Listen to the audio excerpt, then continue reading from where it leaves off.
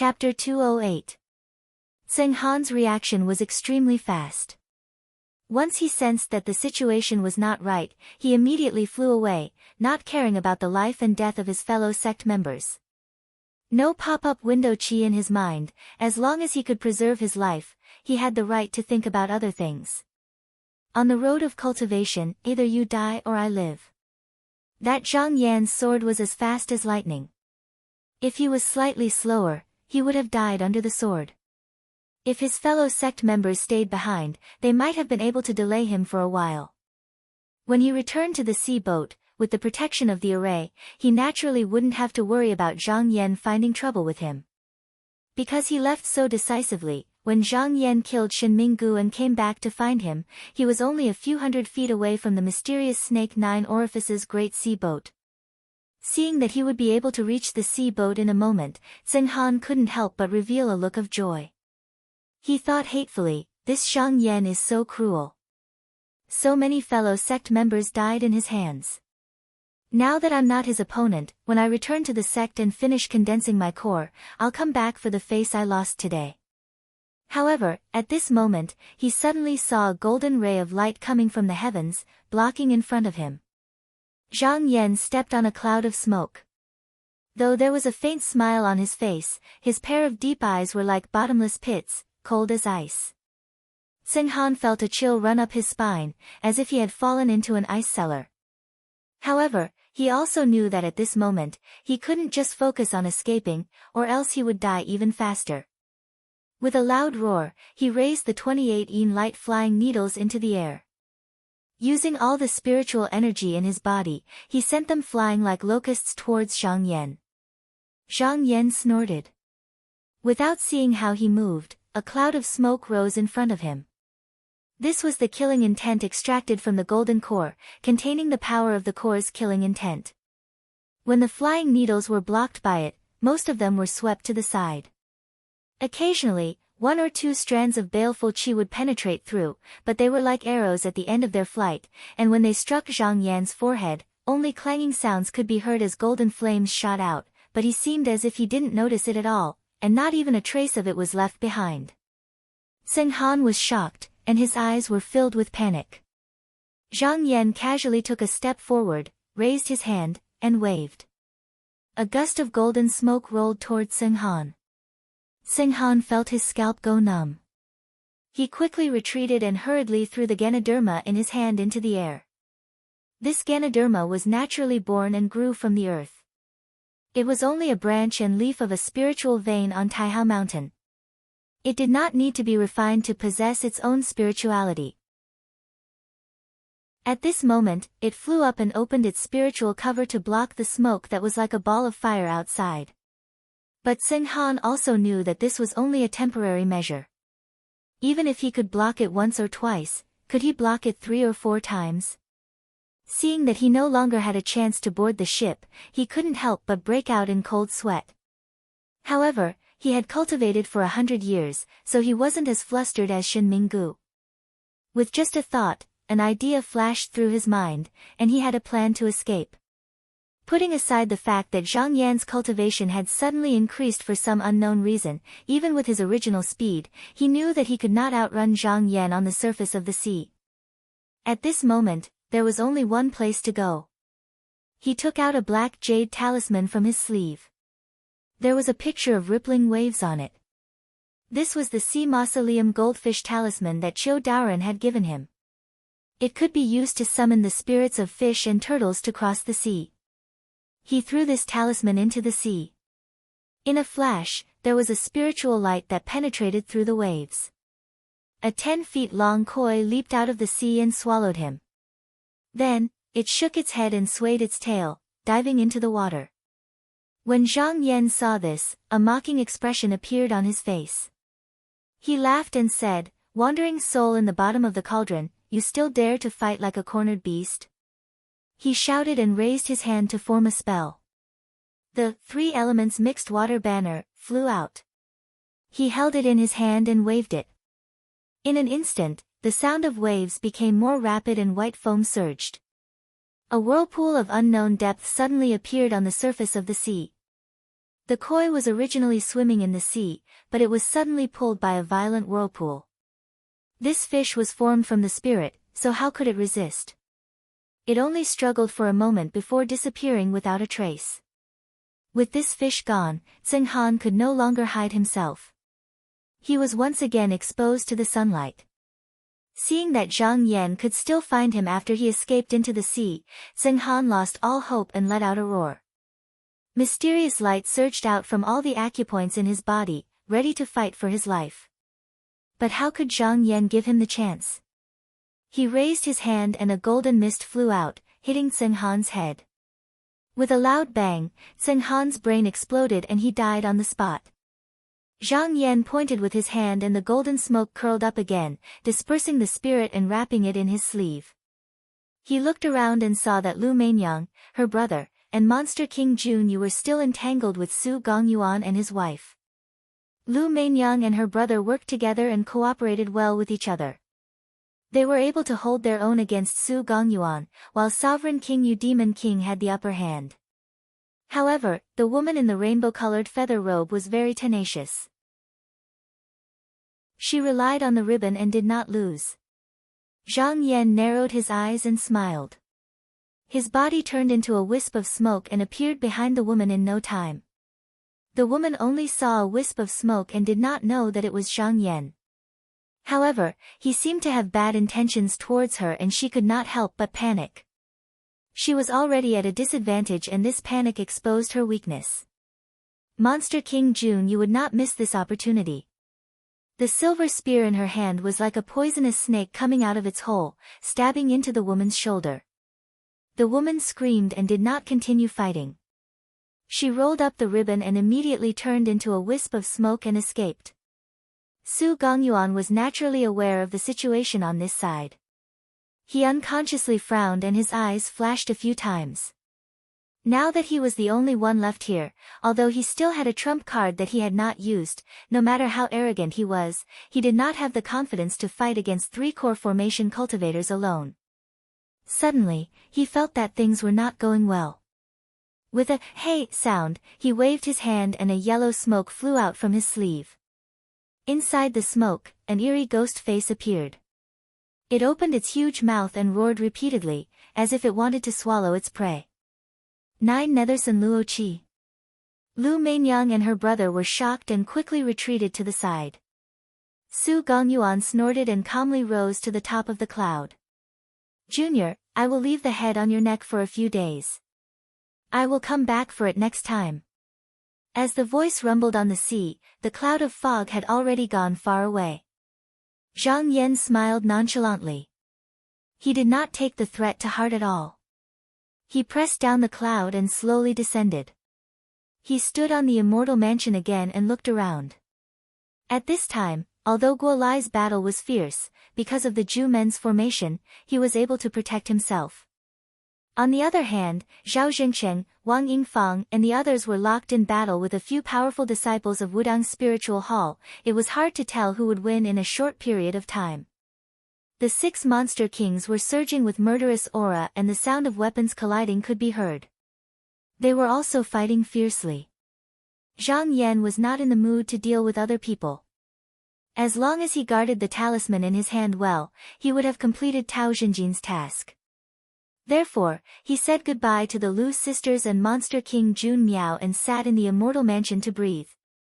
Zhang Yan silently checked the golden core in his stomach.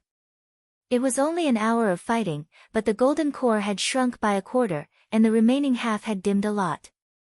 He thought to himself that the golden core could only be used 2 or 3 more times before it would completely dissipate. It was probably not as good as the last time, but it could still turn the situation around at the critical moment. Zhang Yan sat there for an entire night, yet no one came to provoke him again. After all, he had killed over 100 people in succession and even injured 9 leaders Demon King with a single strike of his sword. In the eyes of everyone, he was already terrifying and ferocious. Moreover, other than him, there were 3 other core formation cultivators here. At this time, there were very few people who had the ability to fight with them. Those rogue cultivators did not dare to come and provoke them, so they were able to sit peacefully for the night. When the sun rose, Zhang Yan heard a gentle voice whispering in his ear, "Fellow Taoist Zhang, thanks to your help, I've succeeded today. If there's any movement later, please don't panic." As soon as he finished speaking, he suddenly felt the mountains and rivers tremble, as if the sky and earth had turned upside down. In the air, old Taoist Xiu spat out a mouthful of blood and fell from the sky like a meteor. His nascent soul was covered in spiderweb-like cracks and shards of gold fell from it. The other 3 true realm cultivators were also in a sorry state. Before the thousands of cultivators on the sea could react, they heard a long chime, and a Dharma image broke out of the immortal mansion under Zhang Yan's feet. The Dharma image had a black and white fish hugging each other, and outside, there was a black tortoise, a flood dragon, and countless heavenly cranes. The roars of the mountains and the roars of the seas were like a tidal wave. At this time, a red sun leaped out of the sea, and the sky was filled with golden light. It was as if the sky and earth were giving birth to the Tao of nurturing all living beings. A voice in the clouds sang, "The Dharma image competes with the sun, and the universe is in control.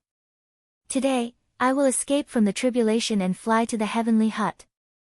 As soon as the song came out, Tao Xinjin had refined the immortal mansion and broken through the barrier. He had escaped from the tribulation and stepped into the realm of heavenly abode true cultivator. When the pure feather disciples saw that their ancestral master had succeeded, their faces were filled with excitement. The rogue cultivators were scared out of their wits and did not know what to do. The mighty Dharma idol swayed, and an overwhelming amount of spirit light came crashing down, transforming into countless heavenly beasts and spirit birds that flew toward the cultivators. The 3 nascent soul cultivators and their disciples felt a great force pulling them into the Dharma idol, causing them to involuntarily fall into the Dharma idol. After the disciples were taken in, the Dharma image disappeared, and an elegant Taoist appeared. He held a horsetail whisk in his hand and sat on the clouds. He smiled and said, "Today, the Pure Feathers sect is established, and we intend to drive the immortal mansion to the west of the far sea, by the side of the 3 mountains. We will find a spiritual cave to be our sect. Those who are willing to follow me can come." The 6 demon kings, including Demon King Xian Tong, were watching with their hearts in turmoil. They could not control themselves and did not need to think too much. They could not wait and shouted, "We are willing to follow true cultivator." They did not expect the situation to turn out this way, and they were secretly glad that they made the right choice. The far sea was a place that only true cultivators could set foot in. For example, Mijin of Chongyue True Temple had long gone to the far sea to cultivate and did not care about worldly affairs. To be able to follow Tao Xinjin was undoubtedly a great opportunity, so why would they give it up? Lu Mainyang and her brother, as well as Demon King Junyu, were also envious. Although it was good for Tao Xinjin to enter the far sea, they knew that it was better to provide timely help than to add flowers to embroidery. In comparison, Zhang Yan's clear serenity heavenly lake was not far off. Moreover, he and Tao Xinjin were in the same sect and seemed to have a good relationship, so why would they give up what was close at hand for what was far away? Chapter 209. 10 years of hard training. Back to Donghua. Spring passed and autumn came. 10 years had passed in one sleep. In the dark quiet room, Zhang Yan slowly opened his eyes. In an instant, a cold light flashed in his eyes, and a threatening light flashed in his eyes. Then, the light disappeared. He slowly exhaled a breath of fresh air, stood up, and stepped out of the door. Outside the Immortal's cave was a valley surrounded by green on all sides. Under the shade of the trees, a broken stone staircase meandered up, twisting and turning into a spring stream. The valley was full of green pines and cypresses. Fragrant flowers danced and butterflies danced. The clear stream gurgled. Occasionally, a few young deer could be seen jumping over the rocks. This quiet place was actually in a spirit cave 3,000 feet below the sea. Entering and leaving this place required the protection of a talisman weapon. Although the spiritual qi here was not as good as the 10 spirit caves of Donghua continent, with the help of the divine abode, it was enough for a sect to establish itself. In the battle for the divine abode 10 years ago, the Nanhua sect, Taihao school, and many elders and disciples of the Wudang Spirit Temple were all captured by Tao Xinren. None of them managed to escape. However, there were many wandering cultivators watching. It did not take long for the news to spread throughout the East Sea, and the repercussions were endless. Especially Chongyue True Temple. When they heard that their direct disciple, Shinminggu, had been killed by Zhang Yan, they had once sent out powerful cultivators to search the outer seas. However, because Tao Xinren had used the power of the Purple Jade Divine Abode to move the Clear Feather sect to the distant seas, Zhang Yan had gone with him, so they returned without success. After hearing this, Chongyue True Temple did not give up for many years. They often sent cultivators to patrol the sea to search for traces of Zhang Yan. Those who were observant would be able to see that it was absolutely impossible for him to do such a thing for a mere heir disciple. However, even though there were many guesses, no one was able to see the true reason, and only Zhang Yan was clearly aware of it. After the Clear Feather sect was established here, Zhang Yan sent over a dozen elixir recipes as a sect opening gift. 1 or 2 of them were extremely rare. Now that the Clear Feather sect was about to be established, there were many areas where it was lacking. These pill formulas were enough to help the sect extend its lifespan for 1,000 years, so this gift was extremely valuable. After Perfected Tao saw it, he immediately invited Zhang Yan to the monastery to lecture for several months. Xinren Tao was from the Xianmen sect and had inherited the ancient immortals. Zhang Yan could take this opportunity to ask him for advice. Whenever he had any questions, Spiritual Master Tao would gladly answer and patiently guide him without hiding anything. He even reminded him that if he wanted to go to the next level during the core formation stage, there was no need to rush to break through to the next realm. Instead, he had to build a solid foundation. Every time he had a question, Tao Xinren would answer him happily and patiently. He didn't hide anything and even reminded him that if he wanted to reach a higher level when he condensed his core, he didn't have to rush to break through to the next realm. Instead, he had to stabilize his foundation. It could be said that he used 10 years to sort out everything he had learned from beginning to end. He understood many questions that he hadn't been able to solve before. With the guidance of an expert, he had a feeling that everything was clear in front of him. His gains could be said to be huge. However, it was time to leave now. Zhang Yan leisurely looked at the scenery on the mountain path. He walked forward slowly and unknowingly, he reached the end of the stone steps. He raised his head and saw a huge blue stone lying in front of him. Just as he was about to fly past it, a thought flashed through his mind and he let out a shout. A large yellow hand flew out from the top of the door and swelled to 100 feet in size. It grabbed downwards and with a muffled sound, the boulder was crushed to pieces. Zhang Yan smiled faintly. He shook his shoulder and retracted his hand. Tao Xinren had promised that if Zhang Yan was willing to help him, he would not only ask Zhang Yan to be the Clear Feather sect's guest elder but also to do 3 things for him. He could also learn one of the Clear Feather sect's techniques. At that time, he had chosen the mysterious yellow dragon capturing hand. When the disciples of Clear Feather sect practiced this incantation, they all used the interpretation that enlightened Master Tao had deciphered. However, Zhang Yan had directly asked for the eroded text original book to read. When he turned around and looked at the Tao book that enlightened Master Tao had deciphered, he unconsciously had a new understanding. These past few years, he had been practicing non-stop and could be considered to have made some small achievements. The reason why he chose this technique was not only because it could move mountains and move seas when practiced to a high level, but also because it required the earth essence chi of the 5 elements, which was one of the 5 elements he needed to collect. Tao Xinren had a treasure called the Yuankuan earth essence. This treasure could produce earth essence chi, which was used to open up islands and open up lands. The mysterious spirit island relied on this treasure to gather and form. This treasure was controlled by the 4 disciples of Tao Xinren, who took turns to control it. Zhang Yan used the excuse of practicing the mysterious yellow dragon capturing hand to obtain a lot of earth essence chi from Guolai. One had to know that earth was the mother of the 5 elements, and water was the source of the 5 elements. With these 2 elements, one could begin to practice the 5 elements' mysterious true light. However, when he really started to practice this technique, he felt that it was extremely difficult. Not to mention the complexity of the mysterious true light, even the inscriptions used were extremely difficult to decipher. Every step required him to use the broken jade to deduce it repeatedly. More often than not, when he thought that he had completely understood it, he would feel that he had gone down the wrong path while practicing in the jade, and he would need to start all over again. Over and over again, he spent 3 years deciphering the inscriptions, and then used 7 years to practice the water element true light. Even now, he only had a basic understanding of the technique, which showed how difficult it was to practice this technique. He was also very emotional. Fortunately, he was practicing the orthodox Xianmen. If he was a rogue cultivator, without a Xianmen technique as a foundation, he would not be able to practice this technique, even with the help of a powerful cultivator. At this moment, a cloud of smoke flew over from the east.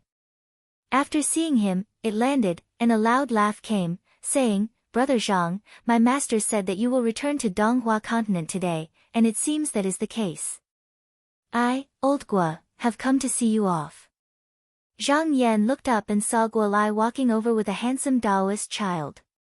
Their movements were full of vigor, and they were in high spirits. He smiled and said, "Long time no see, Taoist brother Gua, your cultivation has improved again." Guolai grinned and said, "Ha, it is all thanks to junior brother Zhang's Dan water that I have today's good fortune." 10 years ago, Zhang Yan used the 7 leaves true truth grass to make a bottle of Dan water, and Guolai was able to completely refine the small golden elixir. These few years, he had been recuperating and finally succeeded in condensing the elixir again 2 years ago. According to common sense, Guolai's elixir should at most be of the lower 3 grades. Luckily, he had the help of Tao Jinren's internal energy, and his own foundation was strong. In the end, he accidentally became a 6th grade elixir, which was a blessing from the heavens, and there was still hope for him to achieve Taoism in the future. The path of cultivation is slow, why do you have to talk about it every day? Let's not talk about it, let's not talk about it. Guolai pulled the little Taoist child beside him over and said proudly, "Come, junior brother Zhang, Old Gua, have also accepted a disciple. What do you think?" Zhang Yan had already noticed this Taoist boy who looked like a tiger. Now that he looked at him a few more times, he nodded and said, "Unpolished gold and unpolished jade. If he were to be sculpted properly, Clear Feather sect would definitely gain another handsome talent." Guolai heard this praise and laughed out loud. He glared at his Taoist child and said, "What are you waiting for? Hurry up and kowtow and call me Uncle Master." Oh. The Taoist child seemed to be quite afraid of Guolai. He knelt down and kowtowed a few times to Zhang Yan. Zhang Yan smiled and said, "Today I had a divination, but it said that I'm going to lose money. I didn't understand what it meant at first, but now I know it's because of Taoist brother Gua's disciple." Guolai chuckled and said, "Old brother Zhang, who doesn't know that you have a lot of good stuff in this cave of yours? Teaching a disciple costs a lot, and I, Old Gua, have been living alone for hundreds of years. I don't have much money, so I can only be thick-skinned and come here to beg you." Because they knew that Zhang Yan was an expert in alchemy, even the demon kings who were elders in the sect were polite to him, not daring to slight him. Every few days, they would send him a lot of rare treasures from overseas, so everyone knew that he had a lot of good stuff. Zhang Yan thought for a moment, took out a bottle of pills from his sleeve, and stuffed it into the Taoist child's hand. Guolai's expression turned serious, and he cupped his hands at Zhang Yan. Although he didn't know what it was, he knew that any pill Zhang Yan gave him was not ordinary. Even though he came here to freeload, if Zhang Yan's disciple came to him in the future, he naturally wouldn't be able to refuse. He couldn't help but sigh and say, "Old brother Zhang, I also have a lot of things for condensing pills on Clear Feather Island. If it wasn't for Master saying not to hinder your opportunity, I really would have given you some." Zhang Yan smiled and said, "Taoist brother Gua, there's no need to be so polite. When Demon King Lu and his brother, and Demon King Jing come out of seclusion, please pass on a message for me. In the future, when I return to the mountain after condensing pills, I'll naturally invite the three of them to my heavenly lake of clear nether. Guo Lai patted his chest and said, "Don't worry, Daoist brother. We will definitely pass on the message." Lu Mainyang and Jun Yueyao were demon kings. Although they had followed Zhang Yan to the far sea, they were unwilling to accept the position of elders in Clear Feather sect. Tao Xinren naturally understood their intentions, so he specially summoned the three of them to give them some pointers. The three of them also knew that this opportunity was because of Zhang Yan, and they were even more determined in their previous thoughts. However, at the moment, their techniques had not been completed, and they were still cultivating in seclusion. Guo Lai took out a talisman from his sleeve and handed it to Zhang Yan. He said, "This is a talisman given to you by Master. It can help you get out of the far sea and back to the Donghua continent. You won't have to worry about anyone finding trouble with you." Zhang Yan reached out and took it. He thought for a moment, then said, "After I leave, I'll have to trouble Daoist brother Gua to take care of Gu Chu, for me." After Gu Chu, successfully opened her meridians in Swan Goose Temple, another technique appeared on the Jade Scroll. That day, Pu Yuzi had said that after opening her meridians, he would no longer need to look after this disciple. So, Zhang Yan simply left her in Clear Feather sect. As for what happened after that, it had nothing to do with him. Guo Lai chuckled and said, "These few days, I've already brought that little girl over to live with my disciple. The two of them are about the same age, so they can be companions. Brother, you don't have to worry." Zhang Yan smiled and gave Guo Lai a meaningful look. He had only told Guo Lai that this Gu Chu, was Pu Yuzi's direct disciple. Heaven Mending Pavilion's path of artifact forging was unparalleled in the world, so how could he not know what Guo Lai was planning? This Gu Chu, was already in her early 20s, while Guo Lai's disciple was only 7 or 8 years old. To say that they were about the same age was pure nonsense. He was probably eyeing Pu Yuzi's wealth. However, he did not expose him. Instead, he smiled and nodded. "Since that's the case, Daoist brother Gua, I will take my leave." Guo Lai solemnly cupped his hands and bowed. "Brother Zhang, take care." Zhang Yan let out a long and clear laugh, and rose into the air. He actually left as soon as he said he would. For a cultivator like him, his lifespan was long, and his heart was unfettered. Naturally, he could come and go without any worries. As soon as he left the immortal manor, he slapped away the talisman that Tao Xinren had given him and protected himself. A ray of golden light rode the waves and returned to the East Flower continent. #target=_blank.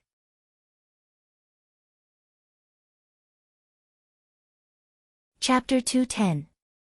Seeking revenge on the river with the help of a talisman personally given by Tao Xinren, Zhang Yan escaped from the bottom of the sea.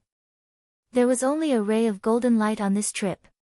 Even if there were cultivators in the sea who accidentally saw him, they would only think that he was some powerful cultivator passing by and would retreat far away. In just a few days, he had returned to the Donghua continent. However, he was completely protected by the talisman, so he had no idea where he would be going in the Donghua continent.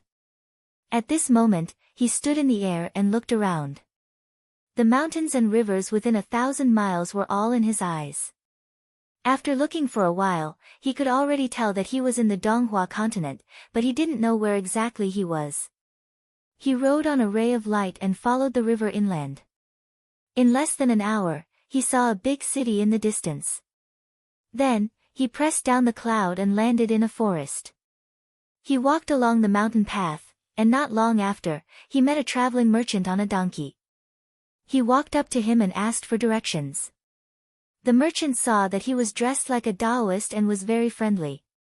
He pointed at the foot of the mountain and said, "Look at where this Taoist is coming from. Are you from Taizhou? Look, after passing that boundary stone, go east along the river for another 50 miles, and you will reach the city of Linzhou under the rule of Kangqing Commandery." Zhang Yan was born into a family of officials in the Wei dynasty, and he had read geography before. When he heard this, he knew that he was in the territory of the great Liang dynasty. Lin Zhou of Kangchen Commandery. He thought about it and couldn't help but smile. The reason why he came here was probably not without reason. If he was not wrong, it should be the deliberate arrangement of that Tao Xinren. Tao Xinren once told him that there was a Taoist temple outside of Kangchen Commandery of the Liang dynasty called Baofeng Temple. When the temple master was young, he ate a spiritual herb by mistake and almost lost his life. Fortunately, Tao Xinren passed by and saved him. He even took him in as a registered disciple. Counting the days, it had been more than 100 years since then. Now that the Clear Feather sect was established overseas, and Zhang Yan was also a guest elder in the sect, Tao Xinren probably wanted to use him to test this person to see if he could be accepted into the inner sect and strengthen the Clear Feather sect. Zhang Yan understood this and smiled faintly. After bidding farewell to the woodcutter, he was about to get up and fly away when he suddenly had a sudden impulse, as if there was something he was worried about here. He was slightly surprised and hurriedly made a divination with his fingers. He couldn't help but smile, so there's a karma that hasn't been settled, and it's going to be settled here today. He shook his hand, and a small python rolled out of his sleeve. Zhang Pan, a Taoist boy. The small python rolled on the ground and transformed into an ugly Taoist child. It stood up and said in a muffled voice, "Master, do you like my transformation?" Zhang Yan smiled and said, "Although he is a little ugly, he still looks like a child." Zhang Pan hung his head dejectedly. "This lowly one's aptitude is lacking and cannot be trained. Please punish me, master." Zhang Yan smiled and said, "If your aptitude isn't good, then you need to cultivate diligently. It's already very rare for you to be able to refine your body to the size you want in 10 years. There's no need to belittle yourself. Come with me." The two of them walked out of the forest and headed towards a river crossing. At this time, it was already dusk. The mountains and waters on the river reflected the rosy glow of the rosy clouds. The fishing boats sang in the evening, and a small boat wandered amidst the light of the water. Zhang Yan brought Zhang Pan to the riverbank and stood still. Gazing at the faraway mountains in the twilight, he could faintly see a ball of spiritual energy permeating through the air. He thought to himself, that must be where Baofeng Temple is located. At this time, there was a boat not far from the riverbank, and someone was secretly sizing him up. This person was a young married woman in her 30s wearing a light yellow robe. Her eyebrows were lightly swept, and her eyes were bright and kind. She held her stomach lightly and lifted a gap in the curtain.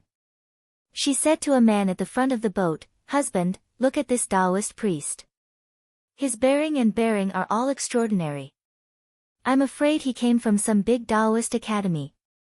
Since there's no ferry now, why don't we invite him up to ride with us?" The man was wearing a robe and looked like a scholar. When he heard this, he frowned and said, "Wife, haven't you caused enough trouble for us because of that Taoist ma? Why did you still provoke a Taoist?" When the young married woman heard this, she seemed to be touched. She sighed faintly and said, "Husband is right.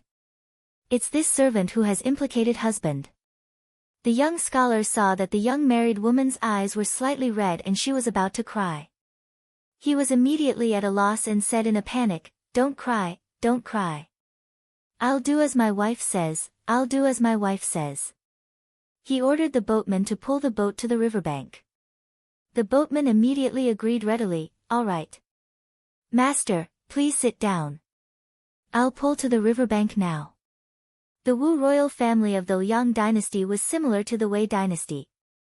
The entire country worshipped Taoism. All Taoist priests in the world did not have to pay taxes or pay taxes. They could travel the world with just an imperial edict and did not have to pay respect to officials. Therefore, if there were Taoists on a regular ferry, the patrolling tyrants would not dare to come up and extort money. Even the most vicious bandits and mountain thieves were afraid of attracting trouble and would not have any ideas on Taoists. Therefore, this boatman was also very willing. When the boat pulled to the riverbank, the young scholar bowed to Zhang Yan and said loudly, "Is this Taoist priest looking for a ferry? Why don't you come with me?" Zhang Yan had just performed another divination on the river. He was sure that the cause and effect was on this couple. Thereupon he did not decline. He smiled and nodded his head. Waving his sleeve, he did not seem to make any movement, but he was already standing firmly on the boat. Zhang Pan did not lag behind him even half a step. He stood steadily behind him. The young scholar originally saw that Zhang Yan and the Taoist boy were still over 100 feet away. Suddenly, his vision blurred and the two of them were already in front of him. He was surprised and thought, my wife is right. This Taoist seems to have some cultivation. In this world, all the Taoists who came from the Taoist academies would more or less know some spells of chanting talismans to exorcise evil. He had heard his wife talk about it before, so he did not find it too strange. He bowed and said, I am Qin Jisher. How should I address Taoist priest? Zhang Yan bowed and said, my surname is Zhang. Qin Jisher said dryly, so it is Taoist priest Zhang. He was not good with words and had never liked Taoists. Therefore, after saying a few words, he did not continue. His wife saw this and shook her head. She ordered a maid to open the boat's curtain and stood out. She bowed to Zhang Yan and said, your servant greets Taoist priest Zhang. I wonder if Taoist priest is going to visit Taoist or travel. She did not come from an ordinary family and did not care about common courtesy. Chen Jisher saw her come out and had a helpless expression on his face. He said to Zhang Yan, this is my wife. Zhang Yan looked at Mrs. Chen and saw that she was full of energy, her eyes were full of spirit, and her voice was clear and bright. He knew that she must have trained in qi, and her belly was moist, as if she was pregnant. He immediately knew what was going on. He said, there is a Taoist temple on this mountain called Baofeng Temple. There is a Taoist there who has some relationship with me. I am going to visit him. Mrs. Chen's eyes lit up and said, what a coincidence. My uncle used to cultivate in Baofeng Temple. I wonder which Taoist priest Zhang knows. Who knows, maybe I know him too. Zhang Yan looked at her and said, his name is Lu Tianying. I wonder if Mrs. Chen has heard of him. Mrs. Chen frowned and suddenly exclaimed, Taoist priest is talking about Master Lu, old celestial Master Lu? Zhang Yan nodded and smiled, if the name is correct, it must be him. Mrs. Chen hesitated and said, from what I know, old celestial Master Lu has lived for more than 200 years. He has not left the mountain for more than 50 years. I wonder how Taoist priest Zhang should address this old celestial master. Zhang Yan smiled faintly and said, if he calls me junior brother when we meet, it will be an advantage for him. The maidservant, who was standing to the side, couldn't help but burst into laughter when she heard this. Chen Jisher was displeased and said, Qiao, what's so funny? Qiao, was not afraid of him and said, this Taoist priest is not even 20 years old, but he became brothers with Daoren, who is more than 200 years old. He even said that the old celestial master took advantage of him. Master might not find it funny, but I do. Chen Jisher also felt that this matter was unimaginable, but he could not understand the mysteries of Taoism. Thus, he simply shook his head and did not say anything. On the other hand, Mrs. Chen did not dare to look down on Zhang Yan. She lived at the foot of Baofeng Mountain when she was young and had seen many extraordinary people with her uncle.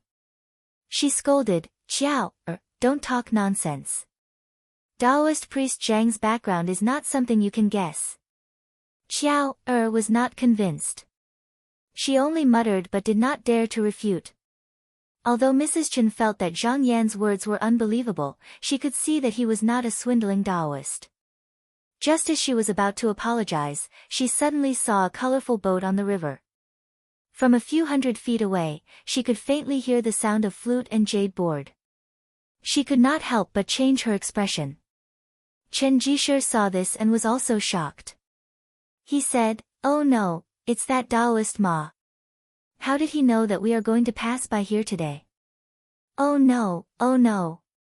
He stamped his feet as he said this. Qiao saw this and her face was filled with fear. Her whole body was trembling. Mrs. Chen was silent for a moment and sighed, I'm afraid we can't avoid this today. It's a pity that the baby in my stomach has not even been born and will have to accompany mother to the underworld. She then bowed to Zhang Yan and said apologetically, "It's just that I have implicated Taoist Zhang. I feel very bad." Zhang Yan said with a dull expression, "Mrs. Chen, what is the background of this Taoist Ma?" Mrs. Chen sighed and said, that Taoist Ma received the teachings of a strange person in his early years. He created a sinister spell that can take lives. 20 years ago, my uncle could not stand it and fought with him. In the end, he injured him with a sword. My uncle saw that it was not easy for him to cultivate, so he let him go. He only took an instrument from him as compensation and hoped that he would turn over a new leaf. All these years, nothing happened. But a few days ago, this person heard that my uncle had passed away and came to seek revenge. I was hoping to avoid this person, but who knew? She shook her head and obviously did not have much hope. On the colorful boat sat a Taoist with white hair and a white beard. He looked like an immortal, but his eyes were malicious and flickering. A servant beside him pulled up his sleeves and scolded, "That bitch still wants to escape. She doesn't know that elder ancestor has supernatural powers. He only needs to pinch his fingers to know her movements." Daoren had his eyes closed and did not move. Now, he opened his eyes and said, "That day, old devil Cheng slashed me with a sword and took away the soul-gathering bell that was passed down from my master. Now that he is dead, the bell must be with his niece. Daoren, how can I let her go?" He looked up at the sky and saw that the sun had set. He laughed and said, "It's time to start the spell." The servant was quick-witted and immediately brought out an incense burner and placed it on the incense burner respectfully. Daoren coughed and stood up. He placed 3 incense sticks on the incense burner and then took out a stack of talisman paper and placed it on the table. He took out his magic sword and walked in mysterious steps while chanting. Finally, he pointed his magic sword and a black gas rushed up to the sky. It turned into the head of a ferocious ghost and pounced towards the boat. When the servant Xiao saw it, she immediately screamed in fear. The boatman also looked stunned. Chen Jisher was only a scholar and had never seen such a ferocious ghost. He was so scared that his legs trembled. If he did not hold on to the side of the boat, he would have fallen off the boat. Target =_blank.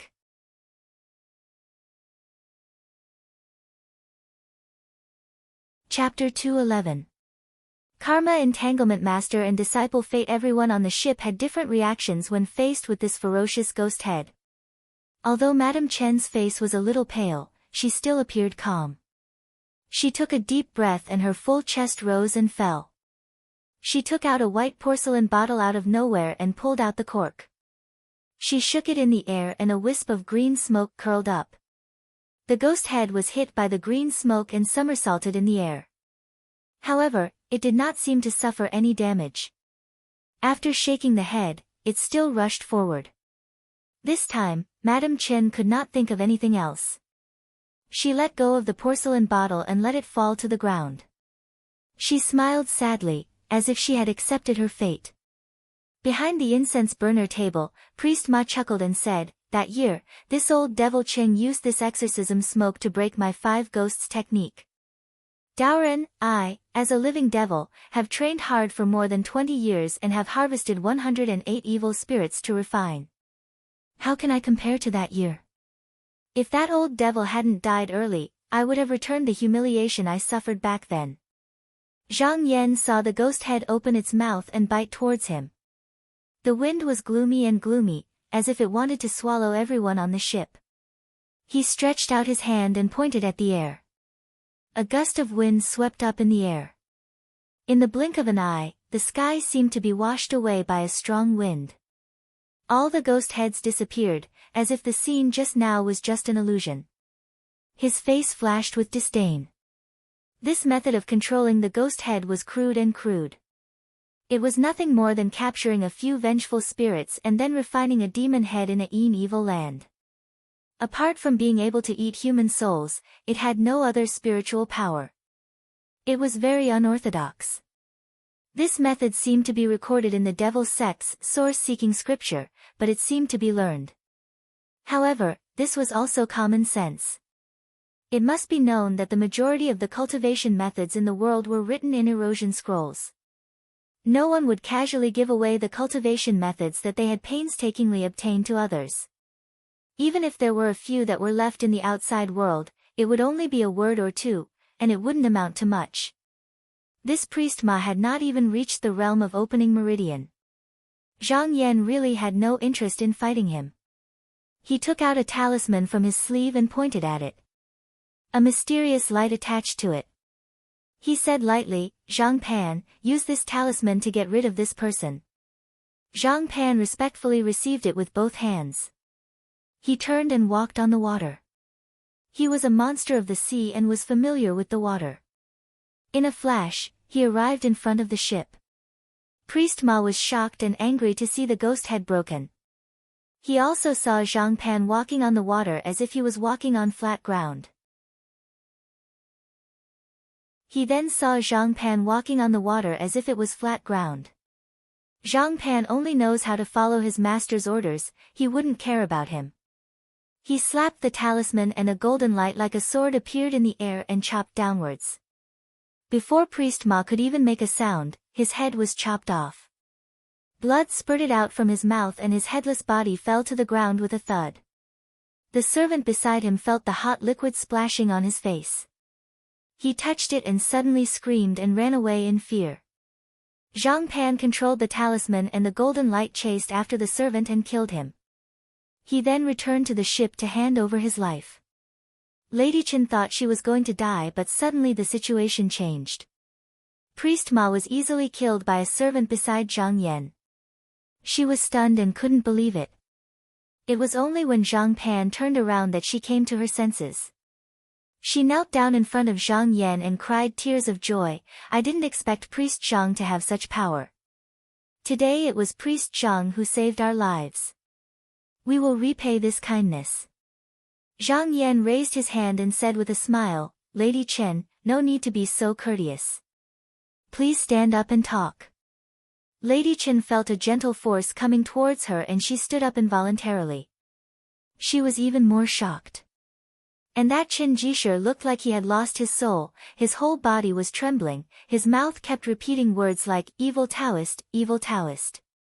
Whether it was the ghost head, or the bloody scene when Priest Ma was killed, they all really scared him out of his wits. Zhang Yan looked at him and said, "Lady Chen, your husband doesn't like Taoists?" Lady Chen went up and gently patted Chen Jisher's back. She sighed, "Priest Zhang, please forgive me. My husband is only a scholar and has never seen such a strange thing. It's hard to avoid being frightened. He wasn't this disgusted before. It's just that he encountered a strange thing a few days ago." Zhang Yan asked, "Oh? I wonder what strange thing it is. Can you tell I about it?" Lady Chen seemed to find it hard to speak. She hesitated for a while before telling him the whole story. One day when Chen Jisher was reading in the study room, he suddenly saw a white-haired Daoran passing through the room. He shouted a few questions but this Daoran did not stop. Instead, he went straight into Lady Chen's bedroom. Chen Jisher was furious and wanted to pull him back. Who knew that Daoran shook his sleeve and he tumbled. After the shock, he was shocked and woke up with a start. He realized that it was just a dream. But the strange thing was that from that day on, Lady Chen became pregnant. After that, Chen Jisher was always suspicious and felt uneasy. He suspected that there was something unclean in the house and he became nervous. Finally Lady Chen was helpless. She remembered that there was an ancestral house at the foot of Zhurong Mountain. Her uncle also cultivated in Baofeng Monastery and was good at exorcising ghosts. So she moved her family here. Who would have thought that just as she arrived, she heard the bad news of her uncle's death. When it rains, it pours. That priest Ma came looking for them and wanted them to hand over the soul-gathering bell.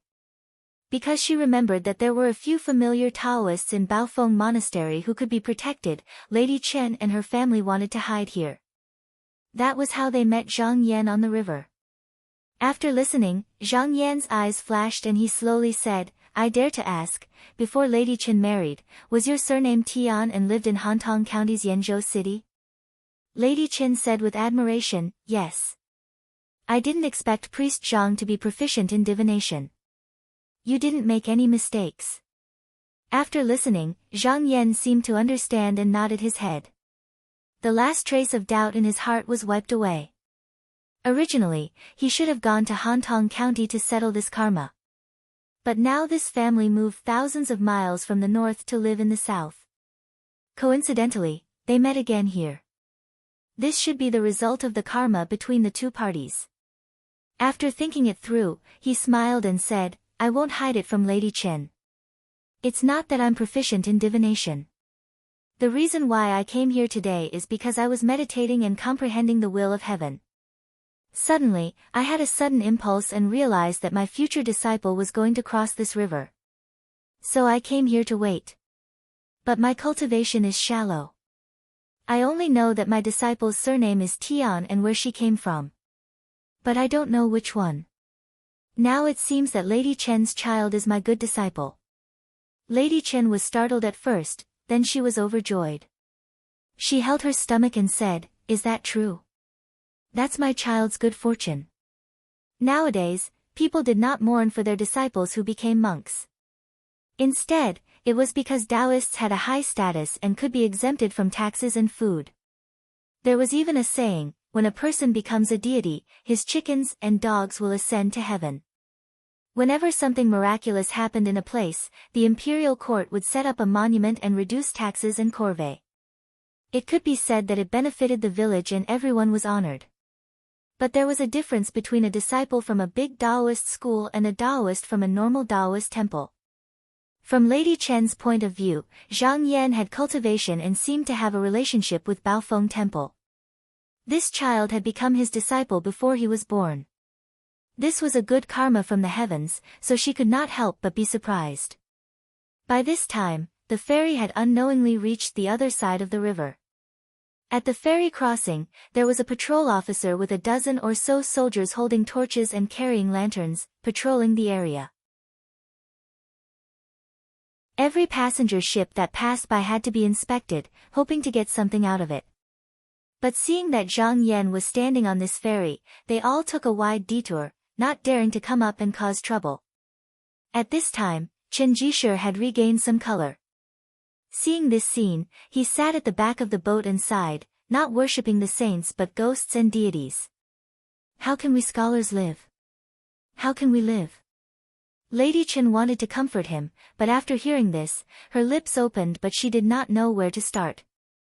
Zhang Yan looked at Zhurong Mountain in the night and said, Lady Chen, I am going to see Monastery Head Lu. Where would you like to go? I can order my child to escort you. Since Zhang Wuji and her child were master and disciple, they were not strangers.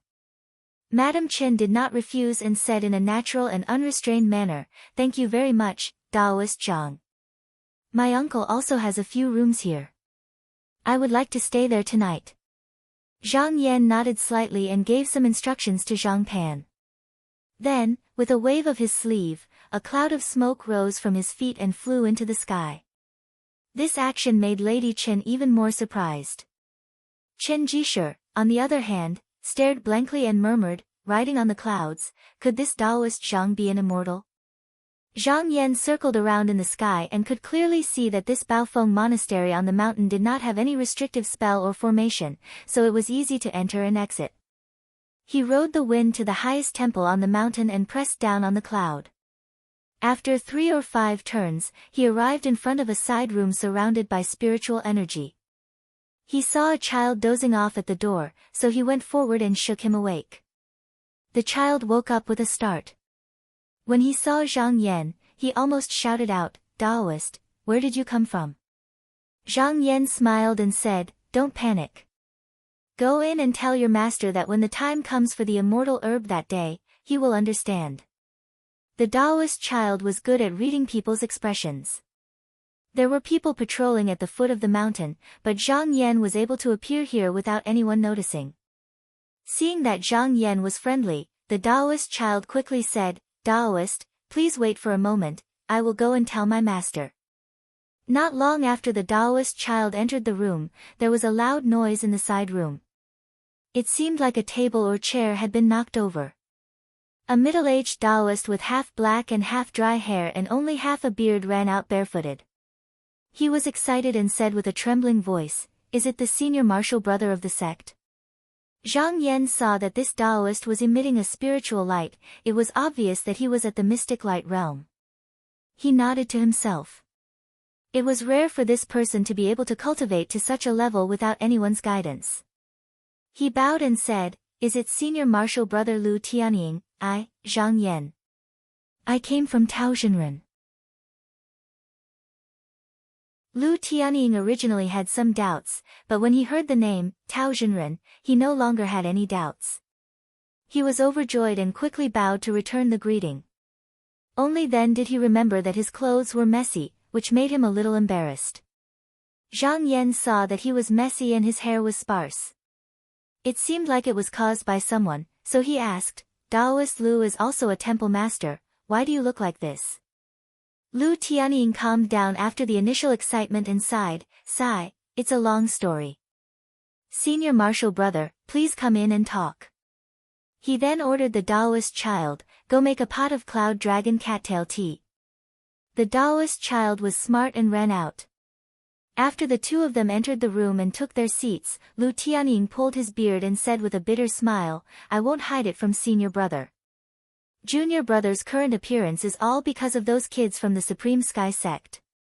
#target =_ blank.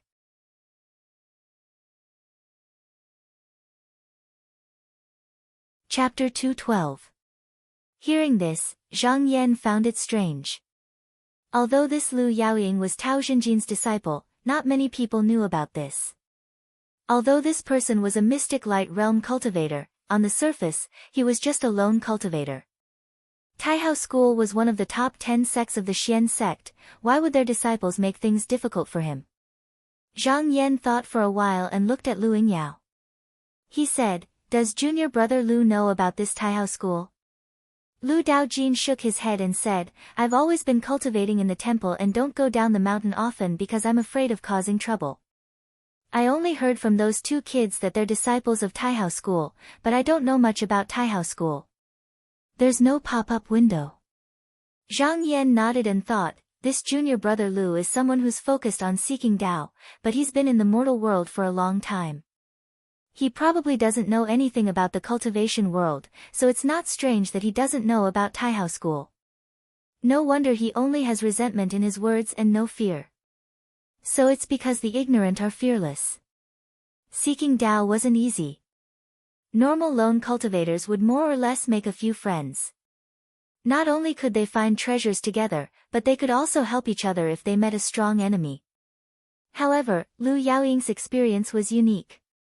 He was originally the head of Baofeng Temple, and he was a monk in the mortal world.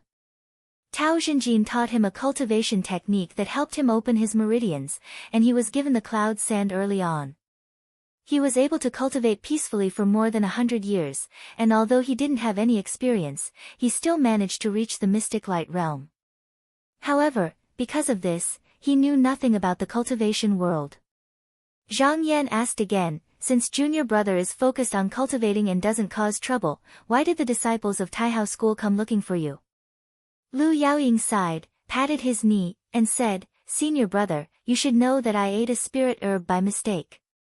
At that time, my internal organs were on fire, and I almost lost my life. Coincidentally, Master happened to pass by, and not only did he save my life, he even took me in as an in-name disciple.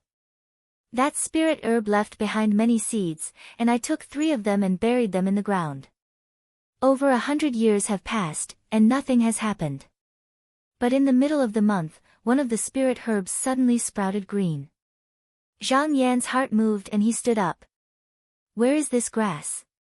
Junior brother, take me to it." There was an undeniable meaning in his words. Lu Yaoying hesitated for a moment, then stood up and said, "Senior brother, this way please." The two left the side room and walked to the backyard. Not long after, they saw a vegetable field surrounded by a fence. Lu Yaoying pointed to an inconspicuous corner and said, "Senior brother, please take a look.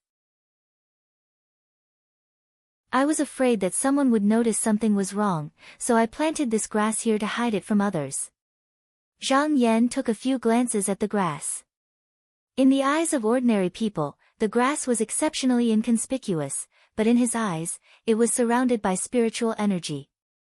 As soon as he approached it, he felt a cool feeling, brighter than the stars in the night sky. No wonder it was discovered. He walked closer and sighed, "So it's the dragon flame fragrant tongue grass." Lu Yaoying was surprised. "Senior brother knows this thing?" Back then, when Master saw it, he didn't know what it was. Zhang Yan wasn't surprised that Tao Xinjin didn't know this thing. He had never seen this kind of spirit grass before. However, he had once studied under Zhou Chengju, and this alchemy grandmaster had a lot of books on all kinds of rare plants. He could guess the origin of this thing with just a bit of comparison. Zhang Yan laughed coldly and said, "If it's this grass, then it's no wonder. This spirit grass is one of the few things in the world that can prolong one's life, but no one knows how to grow it. No wonder it's coveted by others." He then looked at Lu Yaoying and thought, "This junior brother Lu is really lucky. It's been 200 years, but he's still only at the mystic light realm. He doesn't even have a single strand of white hair on his head. It must be because of this medicine." Lu Yaoying didn't notice the look in Zhang Yan's eyes and said angrily, "Those two kids from Taihao School are only 11 or 12 years old, but they're so arrogant. They said this thing was left behind by an elder of their sect and wanted me to hand it over. However, this spirit grass was something I obtained 100 years ago, and now that I've grown it, I'm going to give it to teacher's family. How can I give it to them? Because of this, I fought with them. Their magic power isn't as strong as mine, but they have a treasure that can release fire." He pointed at the messy beard on his face and smiled bitterly. "Junior brother is like this because of that treasure. Those two kids even said that if I don't hand it over, they'll come and burn me again when my beard and hair grow back. I don't even dare to come out and see my sect's disciples." Zhang Yan's eyebrows rose up slightly and felt that it was strange. He knew the personalities of the disciples of big sects very well. They wouldn't hesitate to steal something that could increase their lifespan from someone like Lu Yaoying who didn't have any background. If they tried to stop them, they wouldn't mind killing them. It could be said that they were cold-blooded and had no warmth to speak of. If they really were disciples of Taihao School, why didn't they kill him and instead threatened him? His thoughts changed, and he looked up. "Junior brother Lu, let me see the light." Lu Yaoying was startled at first, but then he happily agreed, thinking that this senior brother Zhang was testing his cultivation. His face was full of confidence, and he silently circulated the essence qi in his chest. After a short while, a ball of green light about 30 feet in size was released from his head, rippling like clear water, like a pool of jade spring. Zhang Yan nodded his head and thought that this was probably part of Tao Xinjin's plan. Although Lu Yaoying was only at the first level of the mystic light realm, his cultivation was profound. One could tell that he cultivated a technique of the Xian Gate with just one glance, but he couldn't tell where he came from. If he knew where you came from, he would be able to deal with you, but if he didn't know where you came from, he wouldn't dare to act rashly. From his point of view, this Lu Yaoying should have been training in the mortal world, but he was able to reach the mystic light realm and cultivate a technique of the Xian Gate. Maybe he was a chess piece of a senior that didn't want him to know. If Lu Yaoying killed him, wouldn't he be making enemies for no reason? This kind of thing was a taboo, so Zhang Yan was sure that someone from Taihao School had the spiritual grass, but he could tell that Lu Yaoying's background wasn't simple, so he didn't dare to use force and send a few juniors to test him. It would be best if Daoren was willing to give in, but if he didn't, he would most likely ask for help from the sect after being humiliated. At that time, Zhang Yan would be able to change the situation. If he couldn't offend them, he would retreat, and if he could, he would have nothing to worry about. Zhang Yan snickered coldly in his heart. Since he was here, he wouldn't let the other party do as he pleased. He said in a deep voice, "Junior brother Lu, don't worry, leave this matter to me. Lu Yaoying could not help but heave a sigh of relief. For 100 years, he only knew how to cultivate, but in his heart, he was extremely afraid of fighting with others. However, he hesitated for a moment, then stammered, "I wonder if senior brother is here on behalf of master." Seeing Lu Yaoying look at him, Zhang Yan knew that Lu Yaoying wanted to ask if he could be accepted into the sect by Tao Zhen. However, he also admired Lu Daojin's will and perseverance. If it was any other person, after waiting for more than 100 years without anyone coming to receive them, Tao Zhenjin would have accepted him as a disciple with such a firm and unwavering heart. He smiled and said, "Junior brother Lu, I know your intentions. I'll send a Dao flying talisman back to the sect, and there will be a reply in half a month at most. Just relax and wait." Lu Yaoying looked excited and bowed. "Thank you, senior brother." Zhang Yan nodded slightly. "Please prepare a quiet room for me, junior brother Lu. I want to stay here for a few days." Lu Yaoying hurriedly nodded in agreement.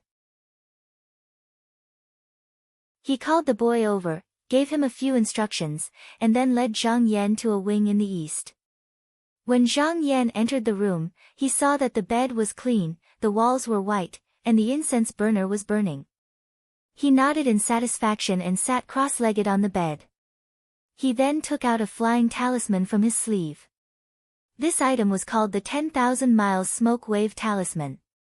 It was used by the Clear Feather sect to send messages. He raised his hand and used his spiritual chi to write a letter. With a flick of his finger, the talisman passed through the room and headed east. After this matter was settled, he sat in silence for a moment before taking out a book and a scroll from his sleeve and slowly unfolding it. This was a treasure that the Xian Tong Demon King gave him when he was cultivating in the Clear Feather sect. It was called the 1000 Illusion Jade Mirror. This picture recorded the appearance of 203 people. There were men and women, old and young, and they were all vivid and lifelike. When using this picture, one only needed to chant a spell to change one's appearance to be the same as the person in the picture. When this picture was in his hands, Zhang Yan used the opportunity of the Dao discussion to refine it for Tao Zhenjin. Once he used this item to change his appearance, unless the Grotto Heaven True Realm looked carefully, no one would be able to see any flaws. This time, he didn't wait to cultivate to the 3rd level of the Mystic Light Realm before returning to the East Flower Continent. He wanted to participate in the Ganoderma meeting of Taihao School. During this meeting, Taihao School would take out a good, 1 Chi Ganoderma, for those who were interested to fight for it. However, there was a limited number of 1 Chi Ganoderma. Therefore, every sect's disciples fought fiercely for it. There was another troublesome matter. Without a recommendation from a disciple of the Taihao School, no one had the right to go. Previously, Zhang Yan had killed several disciples of the Supreme Sky sect, and among them were 2 true disciples, Chu Jiu and Seng Han. They had died because they had fought over the immortal abode with him. For such a matter, if you wanted to kill someone else but were killed by him, the sect would definitely not stand up for you. Therefore, even if he went to Taihao School openly, they wouldn't dare to do anything to him. However, they couldn't even think about fighting for the 1 Chi Ganoderma. Therefore, Zhang Yan could only change his identity to make it more convenient for him to do things. Originally, he had a plan. He wanted to create a few coincidences to meet a disciple of the Taihao School and get their recommendation to participate in the Ganoderma meeting. However, now that he heard that a disciple of Taihao School was looking for Baofeng Temple, he had another plan. Zhang Yan stayed in Baofeng Temple for 10 days. On this day, a golden talisman flew over from the east. He stretched out his hand to take a look. It was the work of Tao Zhenjin. After a few glances, he smiled faintly and called the boy at the door in. He said, "Go and call your master." The boy left to carry out the order. A short while later, Lu Yaoying stepped into the room and bowed. "Greetings, senior brother Zhang." Zhang Yan shook his hand and placed the talisman into Lu Yaoying's hands. He said, "This is the work of sect master Tao. Junior brother Lu can take a look." Lu Yaoying's hands were trembling. He held the talisman in his hands and looked at it several times. In the end, he let out a long sigh. Hot tears flowed down his face. He said, "After 100 years of hard work, I finally have a place in the sect." Zhang Yan nodded. "Junior brother Lu, with this talisman, you can fly tens of thousands of miles across the sea at any time and return to the sect to pay a visit to Sect Master Tao." Lu Yaoying bowed deeply to Zhang Yan. He said sincerely, "This time, it is all thanks to senior brother. Junior brother is very grateful." Zhang Yan smiled lightly. He said, "In that case, why don't junior brother Lu give me the stalk of spirit grass outside the door?" Lu Yaoying was taken aback. He was not ignorant of the ways of the world. He thought to himself, "Originally, I wanted to give this thing to master when he comes here and beg him to accept me into the inner sect. However, I don't know when this stalk of spirit grass will mature. I have to leave this place in a few days, so it seems that won't be possible. I might as well give these seeds to master when I return. I might as well go with the flow." Therefore, he immediately agreed. Since senior brother likes it, then junior brother will give it to senior brother. Zhang Yan laughed brightly. "Okay, then junior brother can stay for a few more days. I have a good show that I need senior brother's cooperation." Although Lu Yaoying had some doubts, he agreed without hesitation. "I will listen to senior brother's instructions. Junior brother, watch carefully. After today, I will appear with this face." Zhang Yan flicked his sleeves and took out the Thousand Illusions Illustrated Handbook. His eyes focused on the image of a young man with great strength and vigor. He chanted an incantation, and the figure in the painting swayed and walked down to merge with him. Under Lu Yaoying's shocked gaze, Zhang Yan slowly stood up. At this moment, he was a tall and handsome young man with bulging muscles, valiant and high-spirited, cloud-like shoes on his feet and a flying scarf on his head. Zhang Yan took out a pair of iron hammers from his sleeve. This was a divine weapon given to him by Xiaoyao Demon Queen. When he chanted a spell, he could use it to attack. From this moment on, he would travel with the identity of a strength path cultivator and participate in the Ganoderma convention. "Since I've changed my identity, I'll change my name. I'll be called." Zhang Yan looked down at the hammers and suddenly thought of a name. His eyes flashed and he laughed. "I'll be called Li Yuanba. To be continued. Target equals _blank.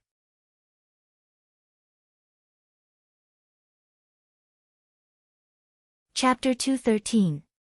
The Qin couple stayed at the foot of Baofeng Mountain for a night.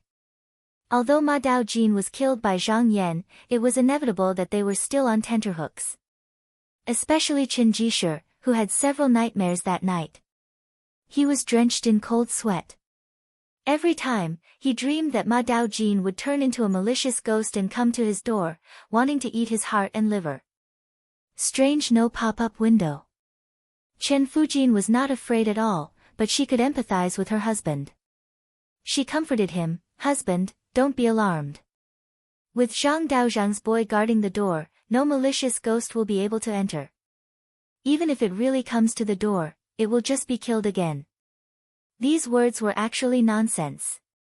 Not to mention that primordial spirits had not cultivated and did not have the ability to harm people. Even a real malicious spirit would not dare to touch the bad luck and come to the foot of Zhurong Mountain where Baofeng Temple was located to commit murder. But these words were enough to make Chen Jishu feel at ease. Chen Jishu recalled the scene of the Daozhang treading on the water and killing his way in as if he was mowing grass. Although he still trembled at the thought of the bloody scene, his fear had indeed calmed down quite a bit. He let out a long sigh and said, "Wife, I heard everything you said to Zhang Daojin during the day. Do you really want to send our child to learn the Tao from Zhang Daojin?" Chen Fujin suddenly turned her head and stared at Chen Jishu. She said in a low voice, "Husband, are you not willing?" Chen Jishu looked at the beam in the room and said, "It's not that I'm not willing, it's just that our Chen family has few descendants, and I still don't have anyone to carry on the family line. If this son," Chen Fujin pushed him and said, I don't even know whether the child in my stomach is a boy or a girl. How come you have a son? I'm still young." If this child becomes Zhang Daozhang's disciple, I'll give birth to another child for your Qin family to carry on the family line. Towards the end, her cheeks were slightly red. Qin Jishe did not speak. Not only can he ride the clouds, but he can also predict the past and the future. Even when I was in Baofeng Temple, I have never seen a Taoist with such supernatural powers. He is clearly an immortal. If our child can become his disciple, it will be a great blessing. If he achieves Tao in the future, you and I will also be able to benefit from it. We will take some elixirs and live longer than Chang Jin. At least we will not have to worry about food and clothing for the rest of our lives. We might even be able to set up a monument and be worshipped. Chen Fujin only said these words to dispel his husband's worries, but Qin Jishe remained silent. After a long while, he asked, "Wife, how many months are you pregnant?" Chen Fujin glared at him and said with dissatisfaction, "How could you forget this? It's already been 8 months. Qin Jishe sighed and said, "I was thinking that if it wasn't for this child, I'm afraid there wouldn't be so many problems." When Chen Fujin heard this, she was slightly annoyed and said angrily, "How can you think that way? It's clearly my child who brought us good fortune." She turned her back to Qin Jishe and did not dare to talk to him anymore. Qin Jishe sighed and put his hand on Chen Fujin's shoulder and said, "Wife is right, it's your husband's fault." Chen Fujin twisted her body and threw a little tantrum, but finally turned around and said in a low voice, "Then from now on, you are not allowed to say bad things about my child." "Yes," Qin Jishe smiled bitterly and said, "I'll listen to my wife." But he silently said in his heart, 2 more months. His hand that was being hit tightly clenched into a fist. Chen Fujin was completely unaware of this. After a while, her breathing became heavy and she had already fallen asleep. Zhang Pan, who was outside, had sharp ears and eyes, so he heard the conversation between the husband and wife clearly. However, he was a demon and did not understand the ways of the world, so he did not understand the meaning behind their words. If it were Mountain River Boy here, he would probably be able to sense that something was wrong. Across the river, under the crescent moon, a middle-aged Taoist dressed in an 8 trigrams robe stared at the mountain on the other side of the river. He stomped his feet and cursed, "That old Taoist Ma is a piece of trash." What was supposed to be a sure thing was ruined by him. A broad-faced man in short attire with a calm expression said, "I've sent someone to check the ferry and drag the colorful boat back. The corpses of Priest Ma and his servant are full of cut marks. It seems that they were killed by a sharp weapon like a flying sword. I heard that it was done by a Taoist from Baofeng Monastery." Baofeng Temple. The Taoist was taken aback and frowned. "Master once said that Monastery Master Lu is quite skilled and told us not to provoke him for no reason. This matter is a little tricky."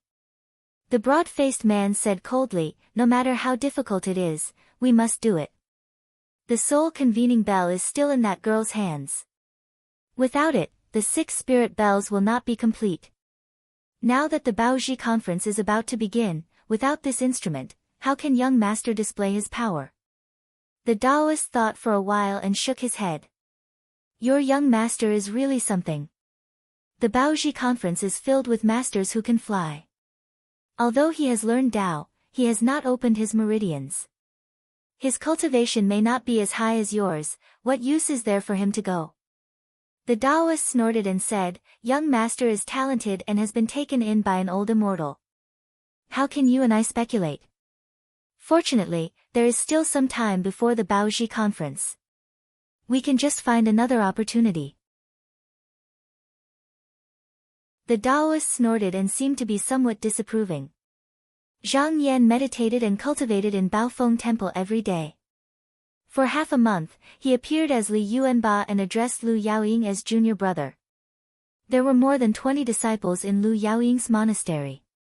5 of them were conferred as third-grade Taoist masters by Emperor Yongding of Great Liang, while the other 2 were cultivating in the monastery. All of them were old Taoists with white hair and youthful faces.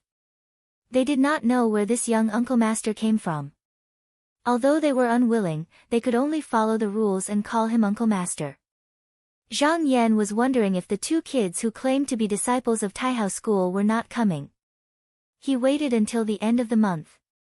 On this day, he was meditating in the quiet room when he heard someone shouting at the door, "Lu Daoren, I am here again. Come out quickly, let me pluck your beard." When Lu Yaoying heard this voice, his heart relaxed for no reason. He felt his mind was unprecedentedly calm. If there were no accidents, after today, he would be able to go overseas and return to the sect. Thinking of this, he became excited. He tidied up his Taoist robe and strode out of the courtyard. Stroking his beard, he smiled and said, "Two Taoists are here again. But I'm afraid you two won't be able to pluck my beard today, Daoren." Two people stood in front of him. One was a fair-skinned boy. He stood on a flying gourd and imitated the Taoist with his hands behind his back, looking down arrogantly. The other was a 13 or 14-year-old girl. Her eyes were like limpid autumn waters, but there was a hint of cleverness on her face. She was standing on a banana leaf.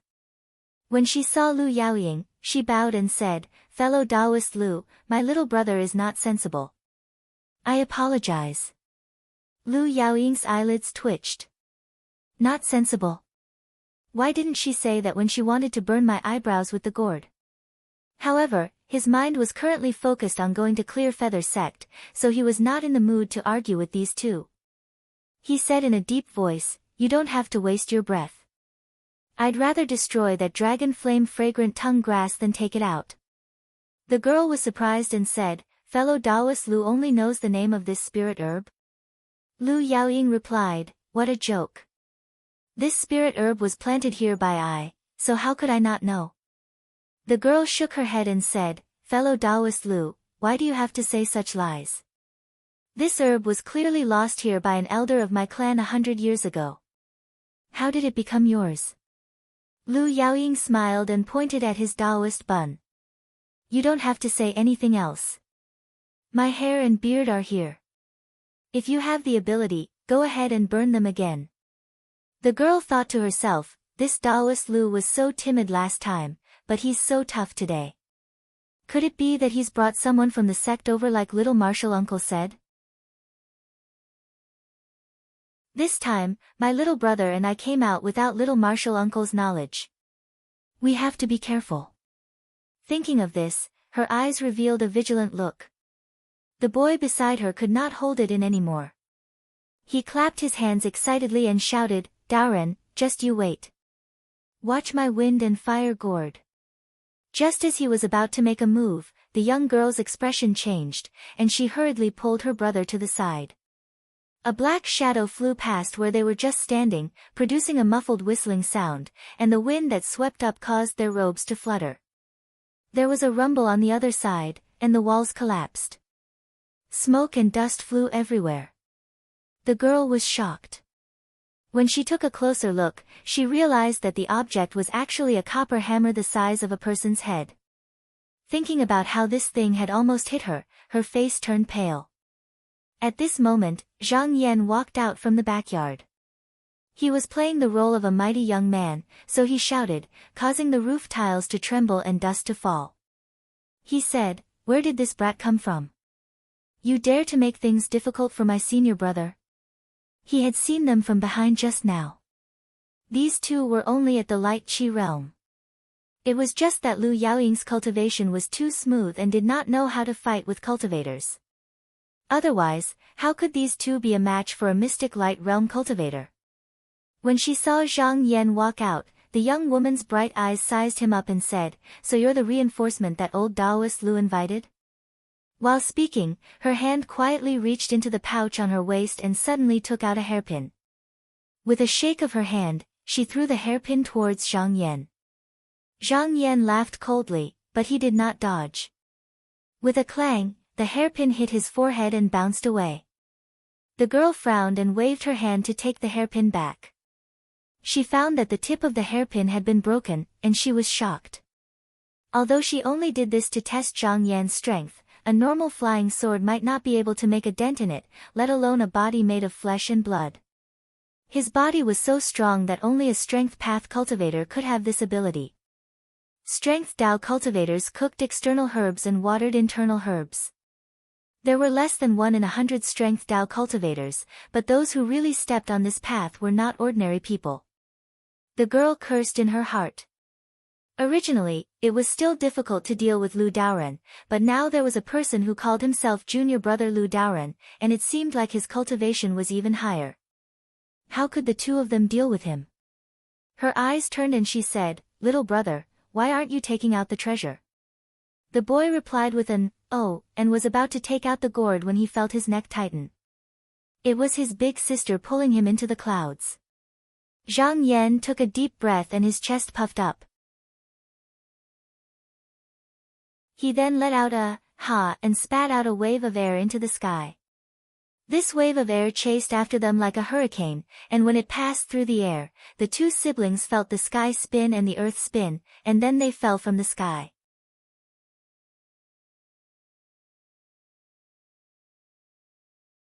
Chapter 214. Copper Bamboo Talisman. The breath that Zhang Yan exhaled was like a raging wave rolling up the shore, almost blowing the two people down from the sky in an instant. The young girl turned pale with fright and hurriedly used a spell to summon Yi Yi and Ba Jiao over, firmly protecting her and the boys' bodies. Only then did they not get hurt. She flipped herself up from the ground and raised her head. Seeing Zhang Yan walking towards her, she subconsciously wanted to summon her magic treasure. But at this moment, she was frightened to realize that the aura around Zhang Yan's body was vigorous like a great river and big waves. The sand and gravel under his feet were actually rolling on the ground with each breath that he took. Seeing this scene, her heart trembled endlessly. She secretly cried out and thought to herself, "This person is so powerful. If he wanted to kill us two siblings, it would be as easy as flipping his palm. Just now he didn't make a ruthless move because he was worried about our Taihao school's prestige. It's just that if us two siblings continue to fight with him and provoke his ferocious nature, we would only suffer more." This thought quickly turned in her mind and she decided not to resist anymore. At this moment, she suddenly felt that the younger brother beside her couldn't help but want to make a move. Anxious, she hurriedly grabbed the boy's wrist and said in a low voice, "Younger brother, this person's cultivation far surpasses the two of us. You must not act rashly." Although the boy's little face was somewhat unconvinced, he always trusted his elder sister the most. Therefore, he only struggled for a moment and then stopped moving. Instead, he angrily glared at Zhang Yan. Zhang Yan strode over and finally stood in front of the two people. He looked down at them and shouted, "You two brats, tell me your names." Under his stern gaze, the young girl didn't dare to act rashly. She carefully replied, "My name is Yu Jing and this is my younger brother, Yu Song." Once Zhang Yan heard these two people's surnames, he had an idea in his heart. The surname Yu was a big family in the southern Xianmen. These two brats had Ming Qi cultivation at this age and also had magic treasures to protect themselves. They were definitely disciples of the Yu family. With them in his hands, the recommendation for the Ganoderma conference would be settled, and his painstaking acting wouldn't be in vain. He revealed a cold expression on his face instead as he said in a low voice, "Since all of you dared to cause trouble in Baofeng Monastery, I naturally won't let the matter go. However, out of consideration for your young age, I won't fuss about it with all of you. I'll capture all of you first, and I'll naturally explain it to the seniors of your sect once they arrive." The young girl secretly heaved a sigh of relief. As long as his life was not in danger, it was fine. She hesitated for a moment and said, "My little brother is still young and doesn't know anything. I hope that senior will let him go. I am willing to stay here." She still had a magic weapon with her. As long as she could send Yu Song out, she wouldn't have to worry about anything, and she could even think of a way to escape. Yu Song suddenly shouted, "Sister, I don't want to go. When my junior martial uncle comes, I'll teach him a lesson." Yu Jing jumped in fright and quickly covered his mouth. Zhang Yan was slightly surprised. He waved his hand and two talismans flew out and stuck to the two's forehead, sealing their qi orifices. Then, he picked them up with each hand and walked in front of Lu Tianying. He threw them at his feet and said, "Junior Marshal Brother Lu, since these two have humiliated you, you can deal with them as you see fit. As long as they don't lose their lives, it's fine." Lu Tianying knew that Zhang Yan must have his own reasons for doing this. He had cultivated for more than 100 years, and if he wasn't forced too much, he wouldn't find trouble with the other party. Moreover, he was about to leave for the Eastern Sea, so he didn't care about this matter anymore. Thus, he shook his head and said, "Senior Marshal Brother, do as you see fit." Suddenly, he wrinkled his brows and looked towards the sky. He saw a Taoist holding a horsetail whisk, stepping on a piece of jade green light. This Taoist's appearance wasn't shocking, but he stood perfectly straight. His eyes were as deep as an abyss, and his beard had a tinge of green. He cupped his hands towards Zhang Yan and Lu Tianying and said, "Greetings, fellow Taoists. I am Gongsun Mian, and the two people on the ground are I's nephew. How did they offend your esteemed monastery? If there's anything inappropriate, I hereby apologize." He looked polite on the surface, but in his heart, he was filled with hatred. He thought, ever since I entered Taihao school, when have I ever been so aggrieved? Yu Jing and her brother were the children of his junior marshal brother. This time, he had his eyes on the flaming dragon tongue grass, but he couldn't see through Lu Tianying's background, so he instigated the siblings to come up and test him. These few days, he had other important matters to attend to, so he didn't pay attention to this place. Who knew that the Yu Jing siblings would come here without him knowing? By the time he hurried over, the two of them had already been caught by Zhang Yan. If it was an ordinary Taoist cultivator, Gongsun Mian wouldn't care about the rules and would just kill them directly. However, it was obvious that Zhang Yan wasn't someone to be trifled with, and he didn't seem to care about Taihao School's reputation. Therefore, he could only hope to settle this matter with gentle means. Zhang Yan's eyes flashed, and with a leap, he arrived in front of Gongsun Mian. He stared at him and said, "Are you the elder of those two children?" When Zhang Yan got closer, Gongsun Mian only felt that the other party's aura was oppressive, as if a ferocious beast was crouching beside him. When Gongsun Mian's eyes stared at him, all the hairs on his body stood up, forcing him to almost jump up and make a move. Fortunately, his cultivation was deep, so he resisted the urge to retreat and said, "That's right." Zhang Yan shouted coldly, "Then I'd like to ask you, how do you discipline the younger generation? My senior brother's hair and beard were burned off by them, and he suffered such humiliation. This matter definitely can't be let go like this." Gongsun Mian's heart moved. He could tell that although Zhang Yan's words were fierce, he obviously left some leeway. It was obvious that there was room for discussion. He secretly let out a sigh of relief, and said unhurriedly, "Then how do you think we should deal with this? Please ask." Zhang Yan waved his hand and said, "It's not convenient to talk here. Fellow Taoist, please follow me to the room to talk." He got down from the cloud and walked towards the side room. However, after a few steps, he turned around and saw that Gongsun Mian didn't follow him. There seemed to be some hesitation on his face, so he stopped and sneered, "What's wrong? Taoist Gongsun, are you afraid that I'll eat you up?" Gongsun Mian knew that the other party was provoking him, but there was no doubt that the other party's words were full of disdain. He couldn't help but be angry. In addition, he was provoked by Zhang Yan's aura just now, so he also had the thought of not admitting defeat in his heart. Therefore, with a wave of his horsetail whisk, he also descended and walked inside. Although he pretended to be calm on the surface, he was still secretly vigilant in his heart. Once there was any movement, he would release his talisman to protect himself. After the two of them entered the room and sat down, Zhang Yan suddenly laughed, then glanced at Gongsun Mian. Gongsun Mian was a little puzzled at first, but when he saw Zhang Yan's glance sweep over, it was like a white knife was stabbing him, and his whole body felt cold. His heart thumped, and he secretly cried out, "Oh no!" Just now, he felt that the feeling coming from Zhang Yan was extremely strange, but he didn't think of anything else. At this moment, he suddenly felt that the other party was releasing an extremely fierce and domineering aura.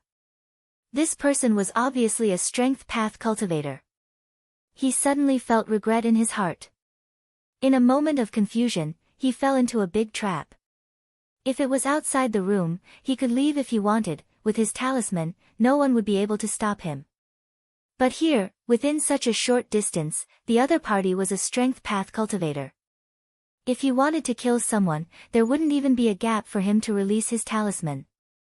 One punch would be enough to kill him. If his life and death were in the hands of others, what logic was there to speak of? He had already lost before even talking about it. He only felt that the other party's aura was like a raging wave, whistling like the tide, wave after wave.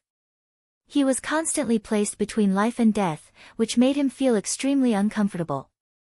Drops of cold sweat appeared on his forehead, and he secretly thought, today's matter is a lesson. If I go back and encounter such a situation again, even if I lose face, I definitely can't stand under a dangerous wall. He took a deep breath, and acted as if nothing had happened. He smiled and said, "How should I address you, fellow Taoist?" Zhang Yan saw that he still had the bearing of a disciple of a large sect, and nodded to himself. He straightened up and said, "I am Li Yuanba." As soon as he said this name, Gongsun Mian felt a violent and fierce aura rising from Zhang Yan, making him feel suffocated.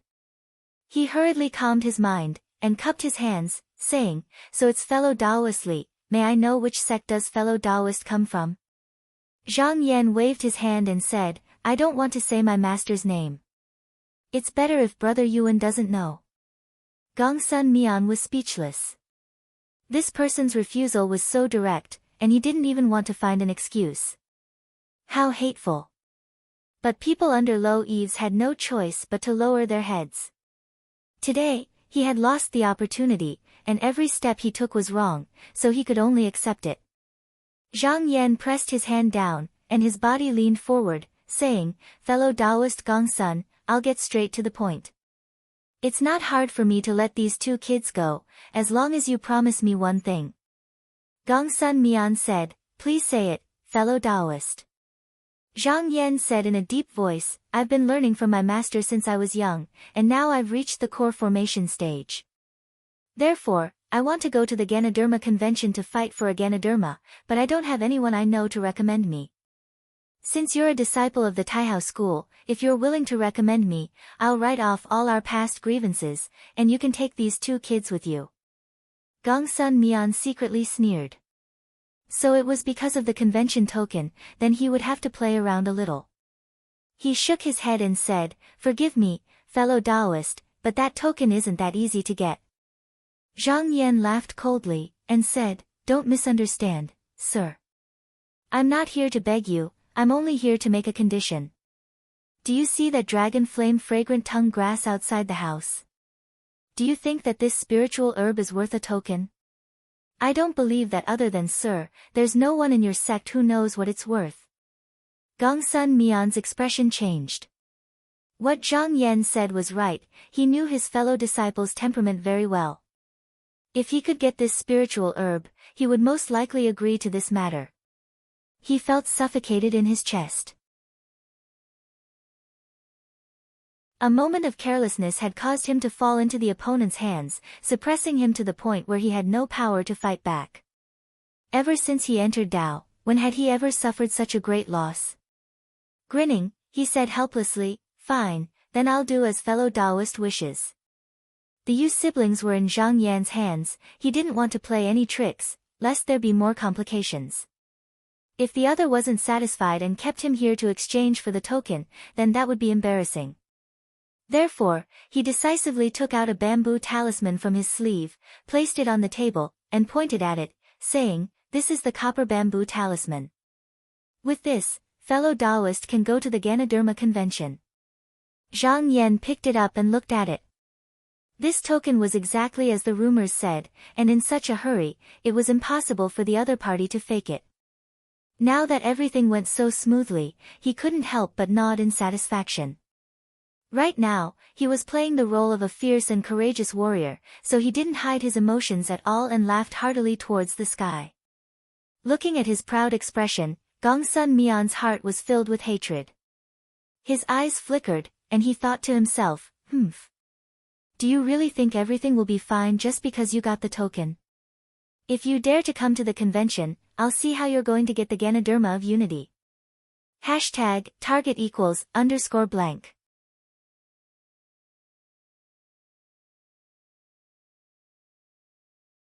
Chapter 215. In front of Purple Bamboo Mountain, Gongsuan Yuan's face darkened. He suppressed the displeasure in his heart and said, "Since I've already given you this talisman, can you release my 2 juniors?" Zhang Yan shook his head and said, "Not yet." Gongsun Mian's expression didn't look too good. He twitched the corner of his mouth and said, "Fellow Li, what do you mean by this?" In fact, he really wanted to point at Zhang Yan's face and say, "Could it be that you want to go back on your word?" However, he was afraid that saying this would make things worse and make the other party angry. In the end, he would be the one to suffer. Now that he had no trump cards in his hands, he could only hope that the other party wouldn't dare to disregard his identity as a disciple of Taihao School. Zhang Yan glanced at Gongsun Mian with a faint smile and said, "Fellow Gongsun, don't worry. Since I've already promised you, I naturally won't go back on my word. However, I also know that although this copper bamboo talisman is in my hands, it's not safe yet. If you're not satisfied, you only need to say that the talisman was lost or that it was taken away for no reason when you meet your fellow disciples. Then wouldn't I have lost for nothing?" This, Gongsun Mian's body trembled slightly. He didn't think that Zhang Yan would be so clear about the inside story of the Treasure Zoisha conference. Originally, he had indeed planned to wait for Zhang Yan to come in with the copper talisman and then put on a show of him being taken away. Even though he would lose face, he could use this as an excuse to take down Zhang Yan and get back the face he lost today. Zhang Yan stared at him and said slowly, "I can only be at ease if I follow you to the sect and meet the deacon of the Treasure Zoisha conference. Fellow Taoist will personally introduce me." Gongsun Yuan's heart trembled. A person who knew the inside story of the Treasure Zoisha conference was definitely not an ordinary individual cultivator. It seemed that his earlier guess was right. The person in the Baofeng temple definitely had some background. For a moment, he felt that the other party was a bit unfathomable. This was the first time he seriously sized up Zhang Yan, but no matter how hard he tried, he couldn't remember such a person. He asked doubtfully, "Fellow Taoist, who exactly are you?" Zhang Yan laughed and said, "Fellow Taoist Gongsun, you don't have to worry. Since I, Zhang Yan, am participating in this meeting, I will naturally follow the rules and etiquette." Gongsun Mian fell silent for a moment, and then a bitter smile appeared on his face. At this moment, he could only choose to believe the other party, and he said helplessly, "If that's the case, when will fellow Taoist leave with me?" Zhang Yan stood up and smiled. "Fellow Taoist, please wait here for a moment. I'll be right back." Gongsun Mian watched as Zhang Yan strode out of the door. Not long after, he heard a vague voice, and he hurriedly paid attention to it. At the door, Zhang Yan said to Lu Tianying, "Senior brother, I'm done here, you can leave now." Lu Tianying's voice came in, "Then take care, junior brother. I'll leave everything here to you, I'll go see Ancestral Master first." He couldn't hear what was said next, but he suddenly felt a golden light outside the house, and even inside the house, there was light and shadow flying, the candles swayed, and then a golden light soared into the sky, and disappeared in a flash. Gongsun Mian was shocked. He was a disciple of a large sect, and he had some knowledge. This light was clearly a flying talisman, a method to summon disciples from tens of thousands of miles away, or even more, back to the sect. Those who could use this method were at least enlightened masters. Moreover, the 2 words, Ancestral Master, were not casually called, they were at least the head of a sect, and just now was worthy of this title. He couldn't help but feel nervous.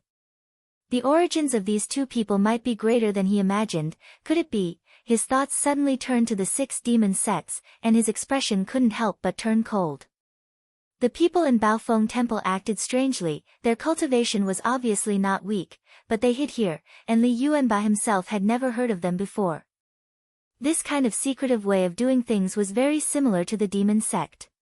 No wonder. The one Chi-Ganoderma of my Taihao school has never been given to the cultivators of the demon sect, so if they want to take it, they can only do it secretly. This kind of thing had happened many times before. The disciples of the demon sect colluded with the disciples of Taihao school to take the one Chi-Ganoderma. He had also heard of it, so the more he thought about it, the more likely it was. He couldn't help but think, this person's origin is not small, why do I have to fight with him? I can make friends with him instead. His mind instantly became active. One had to know that cultivation was not easy, and although Gongsun Mian was also from a Xian Gate family, his family had declined a long time ago, and there were only a few people left. If it wasn't for the fact that he had some relationship with the Yu family, he might not even have been able to get the cloud sand to form the Xian seed. Although he was at the mystic light realm now, it was extremely difficult for him to go any further. Just the external herbs needed to form the core were enough to stop him from reaching the Tao. However, it seemed like this Li Yuanba still needed to rely on him, and if he cooperated, he might be able to get some benefits.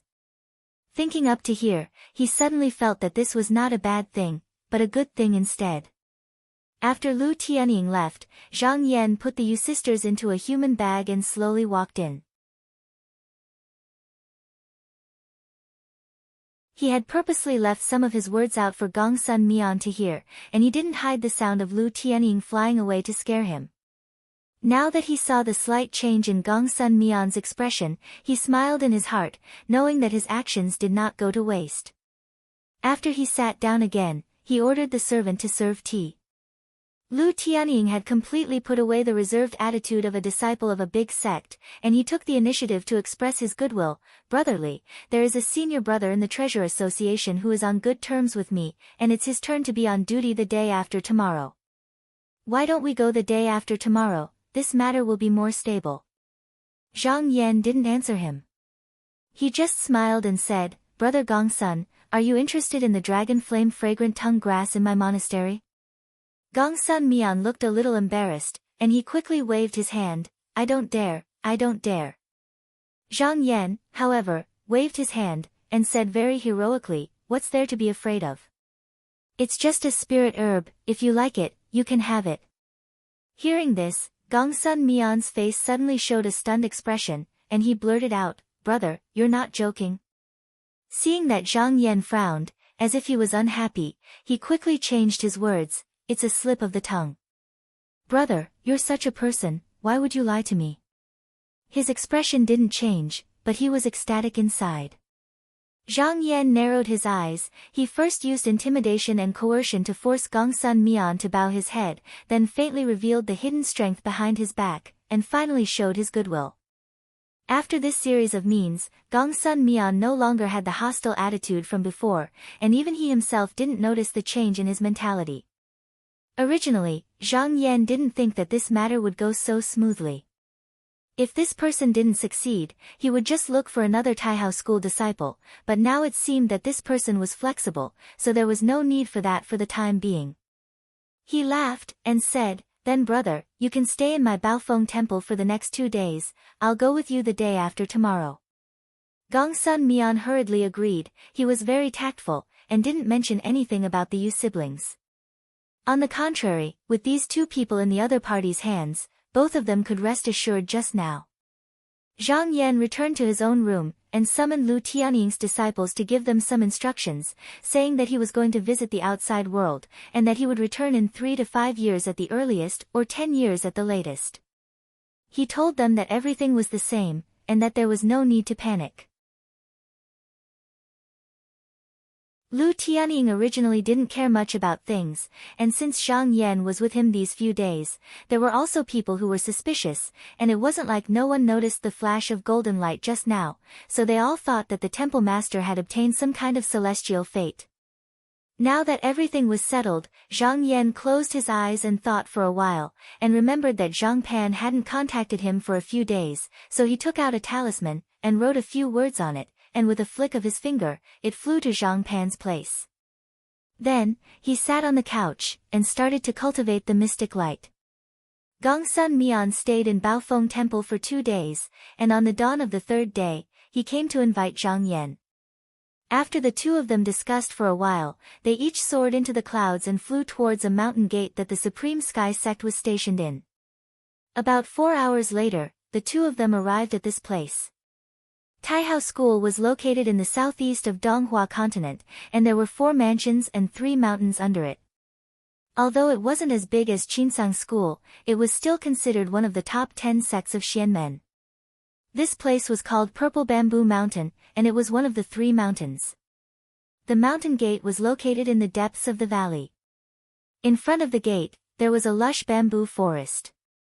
As far as the eye could see, it was a stretch of verdant green. The bamboo swayed in the wind and the rustling of the wind could be heard. Occasionally, birds and eagles would fly past. When they arrived at the mountain gate, a female disciple came with the wind, and with a clear voice, she said, "Which senior apprentice brother is here?" Gongsun Mian stepped forward, and said, "Is it junior apprentice sister Guan Rong?" The female disciple smiled, and said, "So it's senior apprentice brother Gongsun. I heard that you're a guest at the Yu residence. Why are you here today?" Gongsun Mian said, "It's nothing else. I have a good friend who intends to go to the treasure auction, so I brought him here to see Uncle Master." The female disciple's beautiful eyes turned around, and she sized up Zhang Yan. Zhang Yan's body gave off a mighty and unyielding aura from his bones, like an unsheathed blade that pierced the sky. It was completely different from the ethereal and otherworldly temperament of the disciples of Xianmen, and it was inevitable that people would take a few more glances at him. The female disciple chuckled, and said, "This senior apprentice brother is indeed extraordinary. Both of you, please follow junior apprentice sister into the temple." Just as Zhang Yan and Gongsun Mian were about to descend to the clouds, a flying carriage suddenly flew past them, causing their robes to flutter violently. Zhang Yan's eyes narrowed. He could tell that this was intentional, and it was clearly a hidden provocation. Sure enough, the flying carriage turned around and stopped in front of them. Someone on the carriage laughed, and said, "I was wondering who it was, so it's junior apprentice brother Gongsun. Since junior apprentice sister Guan Rong said that the fellow Taoist you brought is extraordinary, let me see who he is." These words were extremely rude, and Gongsun Mian's expression couldn't help but sink, and he snorted. Zhang Yan took a look and saw that this person was a young cultivator. He wore a tall crown on his head, and a white fox fur coat wrapped around his neck and shoulders. He was holding a black and white raccoon in his arms, and he looked quite handsome. Behind him were 4 identical beautiful maids, and they were all 15 or 16 years old. They wore ornaments and rings, and their figures were graceful. Between their brows, there was a hint of flirtatiousness. The young cultivator looked over with a smile, and when he saw Zhang Yan, his eyes couldn't help but freeze. As if he felt that Miao Yi's appearance was outstanding, the young cultivator stopped looking down on him, and he raised his chin, and said, "This fellow Taoist, which sect are you from?" #target =_.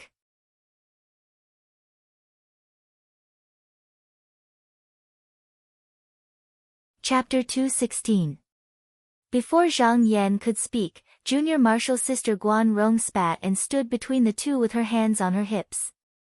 She glared fiercely at the young cultivator and pulled on Zhang Yan's sleeve without any hesitation, saying, "Fellow Taoist, there's no need to pay attention to him. Come with us, I'll go and see Marshal Uncle first." The young cultivator was smiling as if he wasn't angry at all, but there was a hint of coldness in the depths of his eyes. Seeing that junior marshal sister Guan Rong had intervened, Gongsun Mian heaved a sigh of relief. To be honest, he really didn't want to have a conflict with this person here. After hesitating for a moment, he whispered in Zhang Yan's ear, "This person is called Yu Hongzhang, a branch disciple of the Yu clan. His father is one of the elders and deacons of this treasure auction. His cultivation isn't very high, but he has recruited many wandering cultivators to work for him. He has a wide circle of friends. When I was staying at the Yu clan before, I accidentally offended him, so he always comes looking for trouble with me. Today, he saw us together, so if brother Li meets him in the future, you must be careful." He also knew that he couldn't influence Zhang Yan's actions, so he could only tell him the truth about this person's background. Zhang Yan nodded slightly. This kind of thing was more or less common in every clan and sect. He was already used to it, so he didn't take it to heart. Seeing the two whispering, Junior Marshal Sister Guan Rong turned around with dissatisfaction and said, "What are you two whispering about behind us?" Gongsun Mian smiled bitterly and said, "It's that Yu Hongzhang." Junior Marshal Sister Guan Rong snorted and said, "Don't worry, if he dares to enter the Jade Leaf Monastery, I'll cut off his dog head with my sword." At this time, the three of them had arrived at the back of the monastery under her guidance. With a wave of her hand, she removed the restrictions here. Among the clouds, a spiritual peak floated in the air, and a waterfall rumbled down, splashing countless jade beads. Celestial cranes and colorful butterflies could be seen flying everywhere, and the immortal chi filled the empty valley. Junior Marshal Sister Guan Rong took the lead and led the two to a mountain rock. Zhang Yan landed on the ground and saw a stone tablet beside his feet. On it were 3 big words, Bao Yan Peak. Junior Sister Guan Rong didn't stop walking, and the two of them followed her. After going around a few jagged rocks, a row of wide stone steps appeared in front of them. At a glance, one could vaguely see 10 large halls in the clouds, arranged in a zigzag manner according to the mountain. The highest hall was floating in the air, accompanied by a rainbow cloud bridge on both sides. Junior Marshal Sister Guan Rong was about to ascend when she heard a whistling sound coming from the peak. A silver light was flying towards her. She revealed a surprised expression and reached out to receive it. It turned out to be a flying letter. She opened it and read a few times, then shook her head and turned around to look at Zhang Yan. She said, "I don't know if the two of you are lucky or unlucky.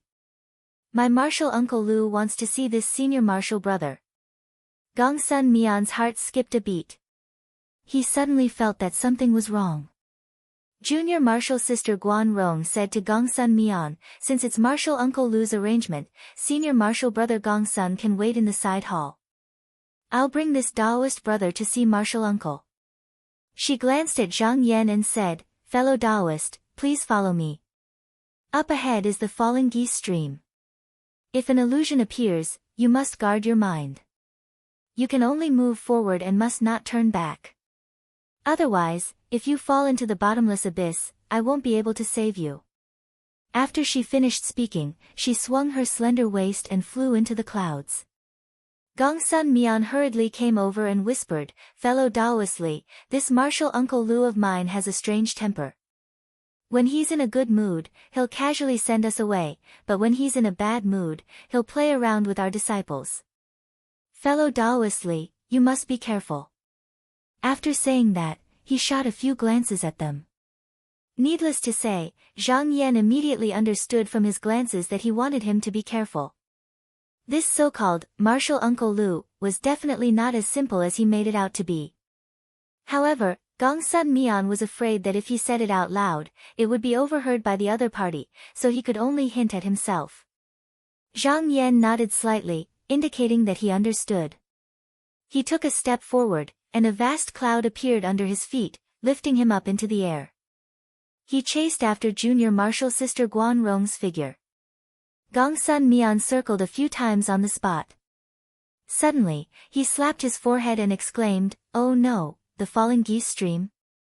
Isn't this the place where old demon Deng was imprisoned? Could it be that martial Uncle Lu has discovered fellow Taoist Li's identity?" Gongsun Mian's body trembled. Although Zhang Yan did not tell him his identity, he had long believed that Zhang Yan was a cultivator from the Devil's Doctrine. He felt that if the sect came up with a crime of colluding with a cultivator from the Devil's Doctrine and put it on him, he would not be able to bear the responsibility and would be expelled from the sect. For a moment, countless thoughts flashed through his mind. However, after weighing the pros and cons, he decided to wait and see.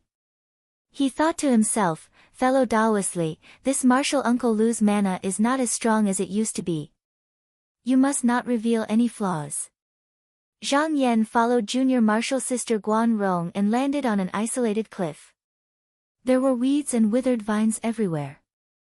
It happened to be the side where the light could not reach, so it was cold and damp. Junior Marshall's sister Guan Rong did not seem to want to stay here for long. She wrinkled her nose and pointed to a cave in front of them, saying, "Fellow Taoist, I won't send you off. Marshall Uncle Lu has a strange temper, I don't want to see him. You can go in by yourself." She took out another talisman and handed it to Zhang Yan, saying, "If you have the chance to come out later, send this talisman and I will come to pick you up." Zhang Yan nodded and cupped his hands to bid farewell to her. Then, he tidied up his robe and strode into the cave. As soon as he entered, he saw a child walking towards him and said coldly, "Follow me." The cave was 10 feet high and very spacious. The floor was paved with green jade, and the stone walls were brightened with pearls. Zhang Yan followed the child into the inner hall and saw a short Taoist with 2 buns on his head sitting cross-legged on a couch. His eyes were half closed and half open. He was less than 3 feet tall and his white beard touched the ground. In front of him was a withered bamboo cane with a purple-red gourd hanging on it. On the side wall, there was a painting of a Taoist in green. When Zhang Yan saw the painting, although his expression did not change, he was slightly shocked. The Taoist in the painting was obviously Qi Yuntian. He thought about it and looked at the appearance of the Taoist again. He immediately guessed the identity of this Taoist. This Taoist was very famous among the 10 sects of Xian men. He was Han Guzhen of the Taihao sect. The reason why Zhang Yan knew about this Taoist was because Qi Yuntian had mentioned it to him. This Taoist had fought with Qi Yuntian during the sword tournament of the 16 sections. However, Qi Yuntian was more skilled that day and broke the yuanying of this Taoist.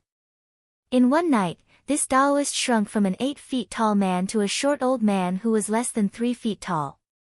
Since then, this Taoist had never entered the sect again.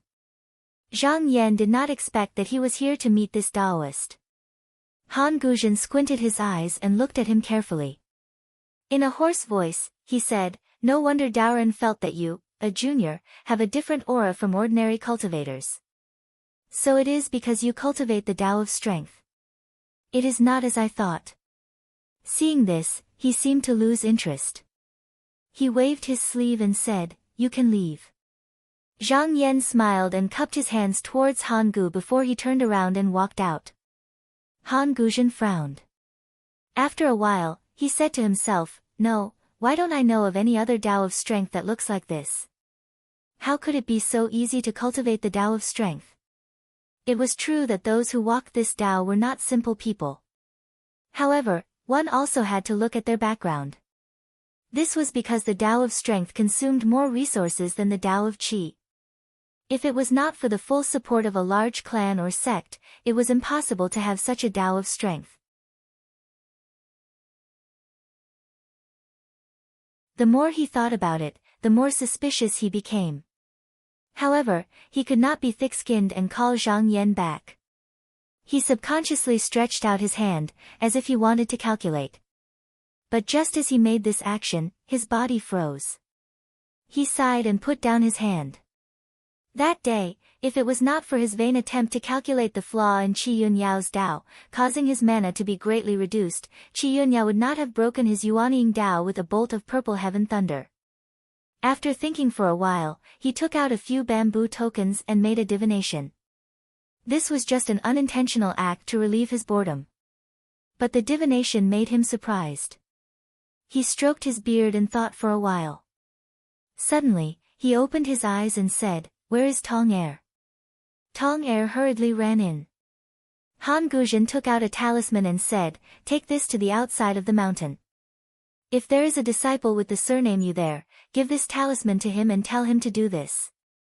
He whispered a few words, then waved his sleeve and said, "Go." Tong Er was swept up by a gust of wind and walked out of the cave in a daze. When he woke up, he found himself outside the mountain. He looked up and saw a flying carriage suspended in the air. He shouted, "Is your surname Yu?" Yu Hongzhang was playing with a few maids on the flying carriage. When he heard the voice, he felt strange. He looked down and smiled, "Where did this Tong come from?" You look handsome. That's right, my surname is Yu. What business do you have with me? Tong Er's face was stiff. He threw an item in his hand and said, catch. Yu Hongzhang did not think much of it at first. But after he caught the item, his expression changed. He quickly lowered the flying carriage and got off. He went forward and cupped his hands. He said in a low voice, Junior Marshal brother, please don't blame me. I don't know your identity. What do you have to say to me? Tong Er said arrogantly, I want you to say that if someone comes out later. He paused and described Zhang Yan's appearance. I want you to think of a way to test him. It's best if you fight him. If you can find out more about him, I will definitely reward you. Yu Hongzhang thought for a moment and answered without hesitation, Junior Marshal brother, please go back and report to me. Just say that I will not let you down. His words were loud and resolute. Tong Er was very satisfied. He said, then do your best. He turned around and went back to the mountain gate. Yu Hongzhang looked at the back of the Tong Er, but there was a hint of mockery in his eyes. The maid behind him walked up and hugged his arm. She said, young master, isn't the person this Tong Er is talking about the person who was with Gongsun Mian just now? Yu Hongzhang nodded and said, that's right. It's him. The maid giggled and said, then how does young master plan to deal with him? Yu Hongzhang sneered and said, did I say I was going to deal with him? The maid was shocked. She said, young master, that's an order from me. Yu Hongzhang sneered, bullshit. That Han Guzi's foundation was destroyed by Qi Yunyao. Later on, his disciples were all killed by the Shaoqing sect. He didn't even dare to make a sound. You want to use me, Yu Hongzhen, as a tool. Don't even think about it.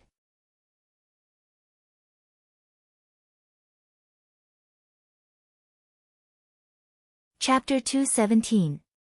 The maid thought it was strange and said with a puzzled tone, since that spiritual master is useless, why did young master agree to this matter? Yu Hongzhang chuckled, picked up the maid's soft jade wrist and pinched it. He said with a frivolous smile, beauty, you don't understand. No matter what, this Taoist master Han Gu is still an elder in my sect, how can I not be respectful in front of him? No matter what, you have to agree first. Otherwise, it won't be good to be accused of disrespecting your elders. Starting first. Speaking to this point, he changed the topic and said, actually, I originally wanted to find trouble with Gongsun Mian and that person. But let me ask you, someone that even Han Gu can't see through, how can he be an ordinary cultivator? It can be seen that this person has a very strong background. I live in this world to be free and unfettered. Why do I have to provoke enemies that I can't afford to provoke? The maid rolled her eyes at him, but she was full of charm. Yu Hongzhang smiled and lifted her chin. He said, moreover, I love to make friends with the heroes of the world. This person is walking with Gongsun Mian, so it's not good for me to go forward. But with this excuse, wouldn't I be able to get to know this person? Speaking of which, this Han Gu has made a wedding dress for me. The maid seemed to have thought of something and said worriedly, it's just that although spiritual master Han Gu's foundation has been damaged, he still has some ability. If he finds out that young master lied to him and comes to find trouble with you, what should we do? Yu Hongzhang laughed and said, in terms of cultivation, I'm not as good as the elders in the clan, but in terms of who knows more and who knows more about the strange things in the world, they can't compare to me. And I happen to know that the reason why Gu Hanzi didn't die back then was all because there was a rare pill jade in the cave that could protect his true energy. If he were to stay away from this thing for a while, he would definitely die.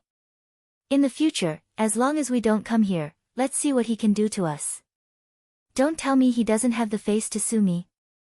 After Zhang Yan left the cave, he carefully recalled the scene just now and confirmed that he did not leave any flaws.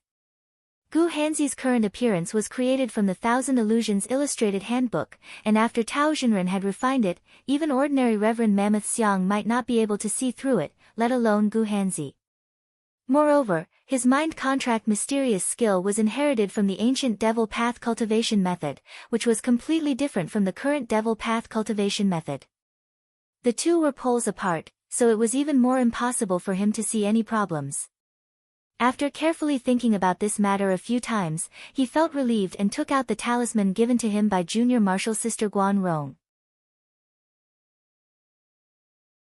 With a flash of green light in his hand, the talisman let out a crane cry and flew into the distant forest. After a while, junior sister Guan Rong arrived on a cloud. When she saw Zhang Yan, she was a little surprised. She smiled and said, "Fellow cultivator, you are really lucky. In the past, most people who were called by Martial Uncle Lu never came out. By the way, how should I address you?" Zhang Yan cupped his hands and said, "I am Li Yuanba." Junior martial sister Guan Rong smiled and said, "So it is fellow Taoist Li. You can call me Guan Rong from now on. Come with me to see martial uncle." Zhang Yan's eyes flickered and he thought to himself, so she didn't ask for my name not because she thought highly of herself, but because she thought I would never come out after entering Gu Hanzi's cave, so there was no need for her to ask any more questions. From this, as long as I can pass through Reverend Han Gu's hands, I won't have to worry about my life.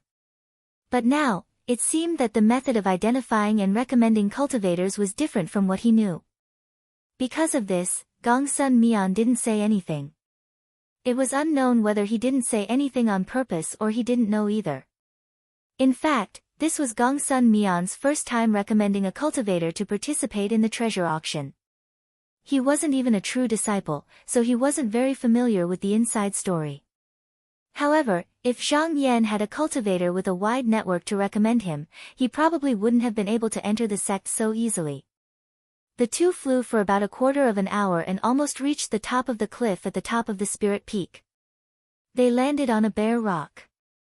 Junior martial sister Guan Rong looked back at him and couldn't help but ask, "Since fellow Taoist Li has arrived, have you noticed anything strange?"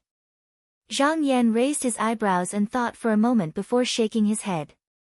Junior martial sister Guan Rong was shocked and said, "Did you not see or hear anything just now?" Zhang Yan was slightly surprised and said, "See what?" At this moment, a voice came from the top of the cliff. "This little fellow's Tao heart is firm and nothing can disturb it. A mere illusion won't hinder his heart. Guan Rong, you naturally can't compare to him. Quickly invite this fellow up."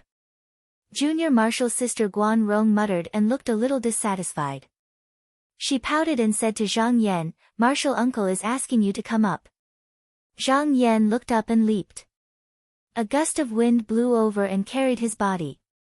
After spinning a few rounds, he landed in front of a pavilion with the words, "Pavilion of Autumn Awareness," written on it. In the pavilion, there was a kind-looking Taoist nun sitting on a stone bench. She smiled and nodded at Zhang Yan. She said gently, "Although this fellow Taoist has a dignified appearance, his aura is too vicious. I dare to ask, which sect are you from?" Zhang Yan couldn't see through the Taoist nun's cultivation. To be able to cultivate at the top of this spirit peak, her status was definitely not lower than Han Hanzi's. Perhaps she was also a Taoist master. He thought for a moment and said, "I can't tell you about this. I also don't want to lie to you, so I can't tell you." The Taoist nun didn't get angry. She pointed at the hot tea in front of Zhang Yan on the stone table and said with a smile, "Fellow Taoist, please sit down and have some tea." Zhang Yan did not stand on ceremony. He lifted the hem of his robe and sat down on the stone bench. He picked up the teacup and took a sip. He felt the spiritual energy permeating through his body, moistening his lungs and leaving a faint fragrance in his mouth. He unconsciously nodded his head, secretly praising the tea. He looked up and saw that the Taoist nun was sitting there with her eyes closed. She didn't talk to him, so he put down the tea and sat there with her. Zhang Yan sat there for about half an hour, but the other party didn't seem to have any intention of talking. He thought for a while and soon he knew what the Taoist nun was planning. A faint smile appeared on his face as he closed his eyes and restrained his breathing. He also sat there motionlessly. This was the highest peak of the Taihao School's purple bamboo mountain. Not only was the spiritual energy rich, but there was also a faint fragrance. So he used the Dharma access and cultivated Xian techniques. But if he cultivated the Tai light, the other party might be able to see through him. So he was using the Dharma access of the carefree scripture. He originally suspected that this scripture was from the Taihao school. Now that he was using it, he felt the wood's spiritual energy around him gather around his body and enter through his acupuncture points. He felt extremely comfortable. At this time, the tea that he drank earlier was stimulated by the spiritual energy and turned into a ball of clear air that spread to his limbs and bones. He used the Xian technique and unknowingly became immersed in it. If it was someone else here, they wouldn't be able to cultivate so boldly. But he had the northern underworld sky metropolis sword to protect him, so he didn't have to worry.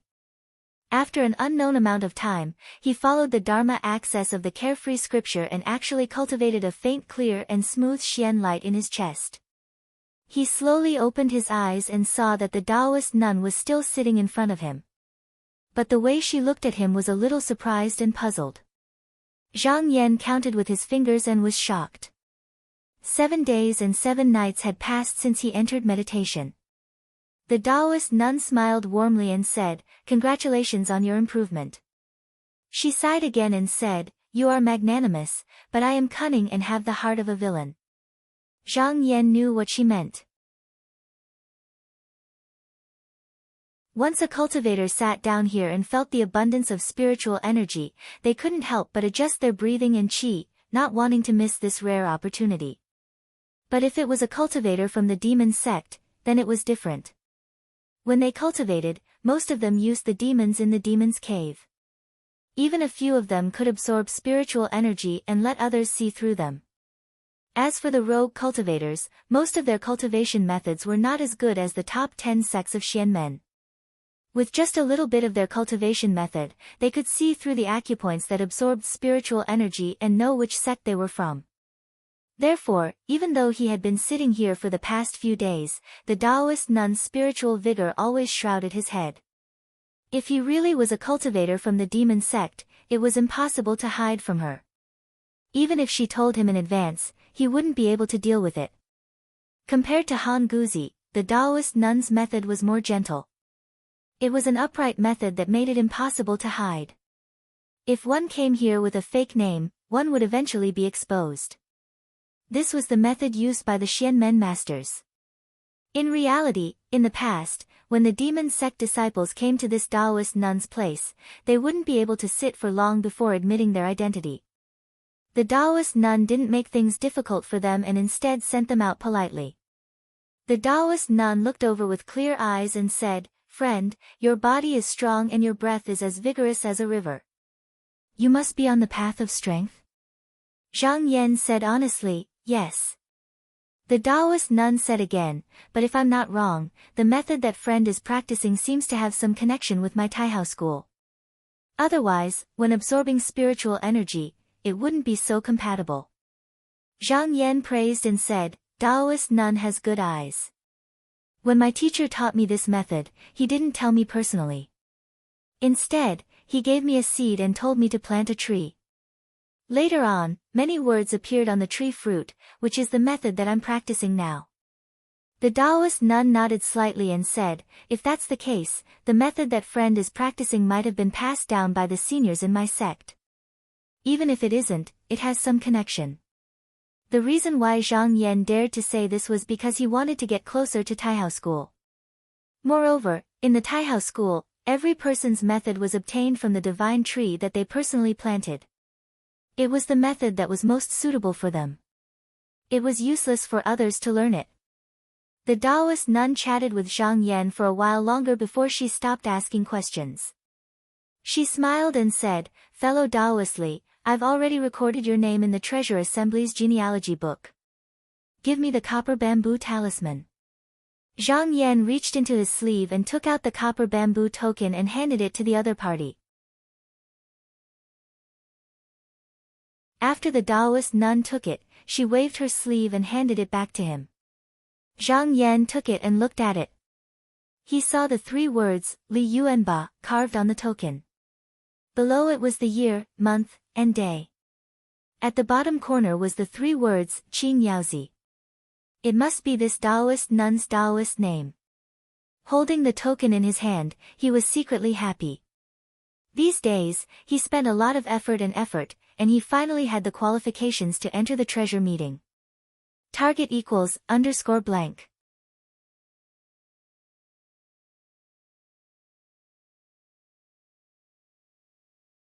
Chapter 218. After Zhang Yan took the token, junior sister Guan Rong would send him off the Spirit Peak. When they reached the mountain gate, they saw a streak of light flying out from a temple, and in the blink of an eye, it arrived in front of the two. It was Gongsun Mian who saw Zhang Yan leaving the Spirit Peak, and thus hurried over. Seeing that Zhang Yan was fine, he heaved a sigh of relief in his heart, and went forward to greet him. "Brotherly, you've finally come out." After Zhang Yan entered the mountain, there was no news of him for 7 to 8 days. Gongsun Mian did not know the inside story, and even when he asked junior sister Guan Rong, she did not know anything. These few days, he was very uneasy. If Zhang Yan's background was really found to be problematic, not only would he not be able to escape, if anything happened to the Yu siblings, would the Yu clan let him off? Fortunately, Zhang Yan had come out safe and sound, and he did not have to live in fear anymore. Zhang Yan cupped his hands and smiled. "A few days ago, I had a congenial conversation with the seniors in the temple, so I stayed for a few more days. I've made brother Gongsun wait for a long time." Gongsun Mian waved his hands, and said, "It's alright, it's alright. It's good that brother is fine." "Oh right."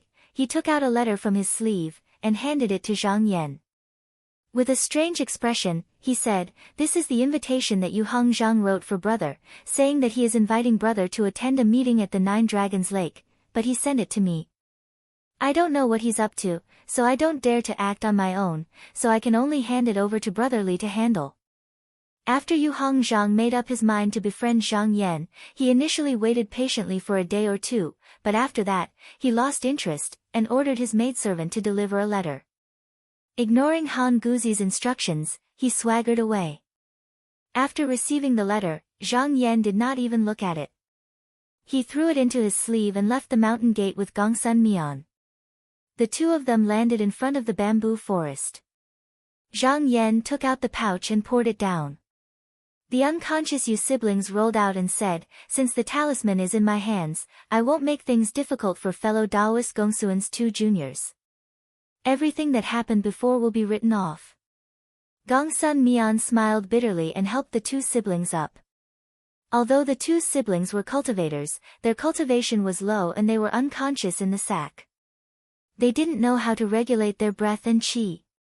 They didn't eat or drink for 7 to 8 days, so they probably didn't feel good. At this moment, Zhang Yan's gaze flashed, and he seemed to have sensed something and said, "Taoist brother Gongsun, I have some matters to attend to, so I'll be leaving first. I'll be staying at Baofeng Monastery before the treasure meet, and that blazing dragon tongue grass will probably need another 100 days to mature. At that time, Taoist brother can come and collect it." Gongsun Mian hurriedly said, "All right, senior brother, if you have something to attend to, you can go. I'll come to visit Taoist brother another day." The 2 of them bowed to each other and Gongsun Mian held the Yu sisters under his arms. He stepped on a ball of mysterious light and flew southwest. After he left, Zhang Yan waved his hand and a talisman flew toward him. He raised his wrist and caught it in his hand. These few days, he was in the Purple Bamboo Mountains dojo. There was a restriction outside the monastery, so the talisman couldn't enter. However, his talisman was used by the Clear Feather sect, so it was different from a normal talisman. If it couldn't find a messenger, it would take the initiative to attach itself to the birds and beasts nearby until its spiritual qi was exhausted. Zhang Yan opened the talisman and saw that it was a letter from Zhang Pan. A night had passed since the letter was sent. After reading the letter, he frowned and a trace of coldness flashed across his eyes. He stood up and turned into a rainbow as he flew toward Baofeng Monastery. The Qin couple had been protected by Zhang Pan for more than a month, so their days were peaceful. However, in the middle of the night last night, they suddenly heard a commotion in the hall. It sounded like someone was fighting and shouting. However, the noise quickly dissipated. When they helped each other out, they saw Zhang Pan standing in the middle of the hall with a corpse at his feet. The corpse's face could not be identified. Chen Jishe was so scared that his face turned pale. He retreated and almost fell to the ground. Chen Fujin was bold. He pushed away the maid beside him and walked to Zhang Pan. He bowed and said, "Little Taoist, what happened?" Zhang Pan said in a low, muffled voice, "This man and a Taoist came here in the middle of the night and sneaked into your room. They must be up to no good. I went up to ask them but they wanted to attack me. I killed them with one punch." Chen Fujin asked, "What about that Taoist?" Zhang Pan said in a muffled voice, "That Taoist's feet seemed to be smeared with oil. He was very slippery. He has already escaped." Chen Fujin asked again, "Did he say anything before he left?" Zhang Pan thought for a moment and said, "No." Chen Jishe could be said to have gained a lot of experience over the past few days. After the initial panic, he slowly regained his composure. He stepped forward to hold Chen Fujin's hand and comforted her, "Wife, it might be a thief who came to steal our property." Chen Fujin shook his head and said, "If this servant's guess is correct, this must be Ma Daojin's accomplice, and they are here to avenge him." In fact, she vaguely knew in her heart that the other party was here for the soul-gathering bell, but if this matter were to be mentioned, her cowardly husband would definitely force her to give it away. She also planned to leave it for her unborn child, so she did not mention this matter at all. She frowned and thought for a moment. She turned to Zhang Pan and said, "Little Taoist, do you have the ability to send a message to Taoist Zhang?" Zhang Pan said loudly, "Master has already told me that if there is any abnormality, regardless of whether it is big or small, I must inform him immediately. I have already sent a letter to Master." Hearing this, Madame Chen breathed a sigh of relief.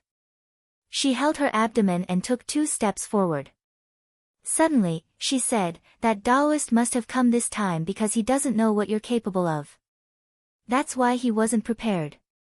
If he brings his accomplices here again, I'm afraid it won't be so simple.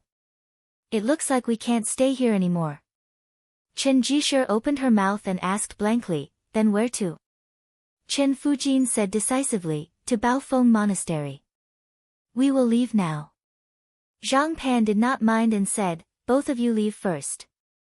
I will take care of the corpse here." His method was nothing more than to swallow the corpse. However, he did not want the Qin couple to see it in case they were scared out of their wits. "All right." Chen Fujin made a prompt decision. Although she did not know if the other party would return, the longer they stayed here, the more dangerous it would be. For the sake of the child in her belly, she could not take the risk.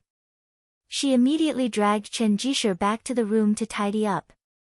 After she had tidied up a few changes of clothes and a few pieces of jewelry, she looked back and saw that Chen Jishe was still carefully stroking the things in the box. She could not help but be angry. She reached out and threw the things aside. She complained, "Husband, you don't have to bring these stupid things. You can take them when you come back." Chen Jishe hurriedly picked up the things and scolded, "Wife, what you said is wrong. How can these things be useless and stupid? You must know that these are the words of a sage. How can you give them up so easily?" Chen Fujin was secretly annoyed and said, "The more you read, the more you will understand. Why is he becoming more and more pedantic? When my child is born, I must send him to Taoist Zhang to learn the Tao. I cannot be like him." She also knew that she could not persuade him. She quickly called for her maidservant, Qiao, and ordered her to go to the entrance of the village to borrow a mule cart to transport goods for the Taoist temple. She also told her that they were fleeing and that the price was more than 10,000, so she could not be calculative. The 3 of them dawdled for about 2 hours before they finished tidying up. They left the village and went to Baofeng Temple. However, after traveling for a few miles, the heavens were not in their favor.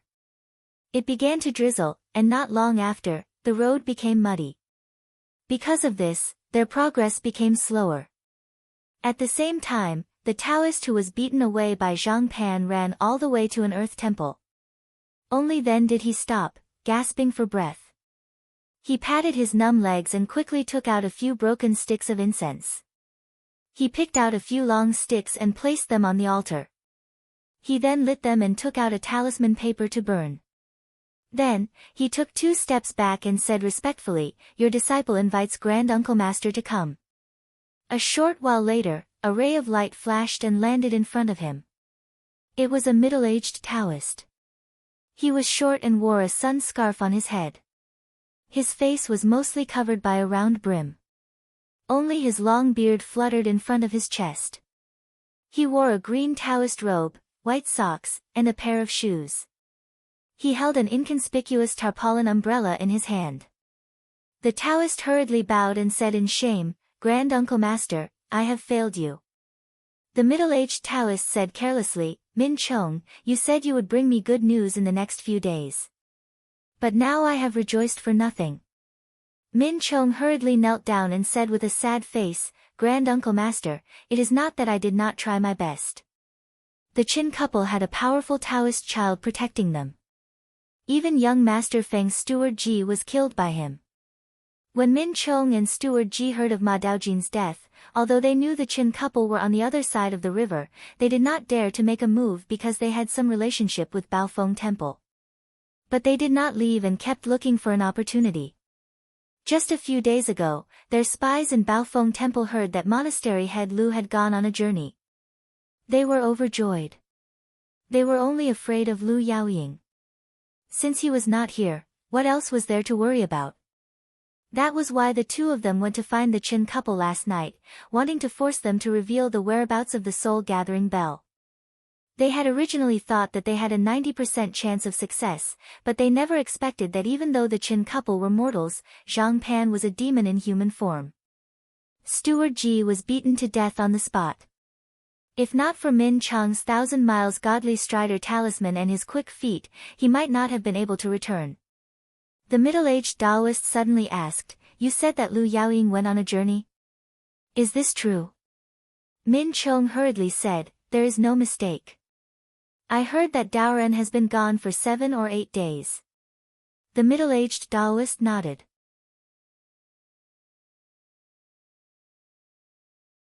Although the soul-gathering bell in the Qin couple's hands was not a powerful artifact, it was a part of a certain artifact in his sect. He had to get it back. Originally, he ordered Ma Daojin to retrieve it, but he was killed. He was worried that Daoren was protecting the couple. He also knew that the Taoist was a mystic light realm cultivator like him, so he did not make a move. Now that Lu Daoren was gone, he had no more worries. What could a Taoist child do?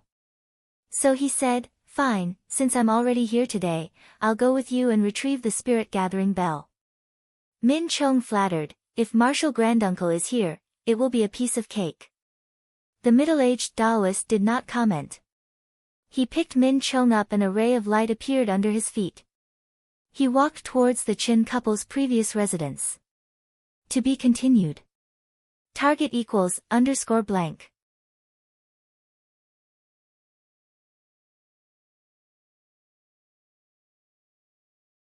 Chapter 219.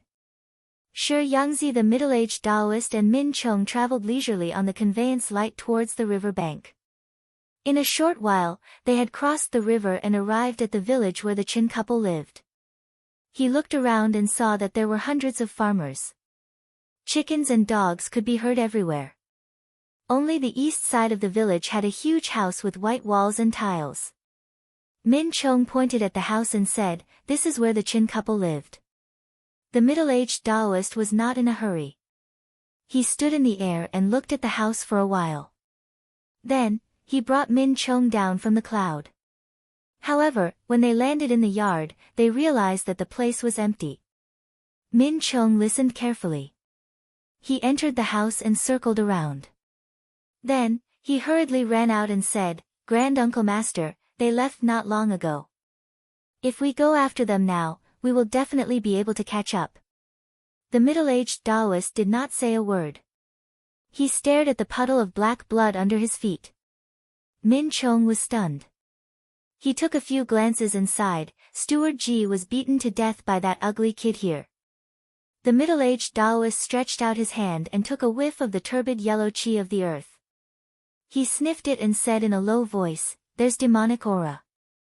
Min Chong was stunned. Demonic aura? The middle-aged Taoist scoffed, "The Qin couple are mortals. If no one else came here just now, the demonic aura might have come from the kid." Min Chong was confused. Could it be some kind of demon? The middle-aged Taoist lifted his son's scarf a little and revealed a pair of sharp eyes. He said, "Based on the demonic aura, it is just a small demon that has not transformed for a long time. But I believe it was sent by Daoran to protect the couple before he left. But I don't care about it. Min Chong, I will go after them. You stay here and search this house carefully. Don't let go of the underground too. See if the Bell of Soul convening is hidden here. Remember, do not miss anything." Min Chong hurriedly agreed and said, "Grand Marshal Uncle, I will definitely search carefully." The middle-aged Taoist nodded, waved his sleeves, and left in a flash of green light. At this time, the Qin couple were just now halfway to the Baofeng Monastery. They were still a dozen or so li away from the Baofeng Monastery, but the rain was getting heavier and the road ahead was getting more and more muddy. The mule cart was also having a hard time moving forward. At this time, Zhang Pan seemed to be a little uneasy. He was originally a spirit of the sea, and in this humid weather, he was especially sensitive to approaching danger. He glanced at the sky, took out a talisman, and muttered an incantation. Following the method taught by Zhang Yan, he threw the talisman into the sky. The talisman made a circle in the air, and then fell in the northwest direction. It actually spontaneously combusted in this heavy rain, and turned into a pile of ashes. His expression couldn't help but change. "Not good, this is an ominous sign. Someone powerful is chasing us." When the Qin couple heard this, they were both frightened. Without hesitation, Zhang Pan took out 2 talisman with golden patterns from his sleeve, and walked in front of the couple in 2 steps, saying, "This is the Flying Cloud Talisman, passed down by Master. It can help the 2 of you to travel 100 miles away. When the talisman is activated, you must not open your eyes, or else you will fall from the clouds and die a horrible death." These words made Chen Jishi's face pale, and he was about to refuse, but the situation was critical, so Zhang Pan didn't want to waste time talking to them. He picked up the talisman and slapped it on the couple's body. There was a flash of golden light, and 2 figures flew up to the clouds, disappearing in a flash. However, when the 2 of them left, the maidservant Xiao was left behind. Terrified, she pulled on Zhang Pan's sleeve, and said with a sobbing tone, "Little Taoist, what about this maidservant?" Previously, Zhang Yan only gave Zhang Pan 2 talismans, and he didn't have any more. Zhang Pan looked at Xiao's delicate and pitiful appearance. Although her pretty face was stained with tears, it couldn't hide her beauty. For some reason, his heart palpitated, and he took out a pill and gave it to her, saying, "This pill can warm your body and get rid of the cold. You can go hide in the forest for the time being. The person chasing after you is your master, why would he care about you? When the rain stops, you can go to Baofeng Monastery to look for them." When Xiao heard this, she felt that it made sense, so she took the pill and ate it. She thanked Zhang Pan, picked up the hem of her dress, and hurriedly ran towards the forest not far away. Zhang Pan stood on the spot and looked up at the sky. Although this flying cloud talisman could carry a person and escape, its speed wasn't fast. If the person's cultivation was high, once he gave chase, there was a high chance that he could catch up. Therefore, with just these 2 talismans, they wouldn't be able to save him, so he had to go and stop him. As for whether he could stop this person, he had some confidence. After the battle at the East Sea, Zhang Yan's cultivation had improved again, and he could come and go as he pleased just by controlling the sword pellet. Many of the talismans in the past were no longer of much use to him, and since he didn't have any disciples by his side, he gave some to Zhang Yan to protect himself.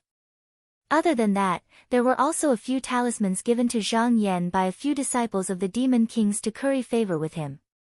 His wealth was so rich that it was astounding. After waiting for a few breaths, he saw a ray of clear light flying over from the sky.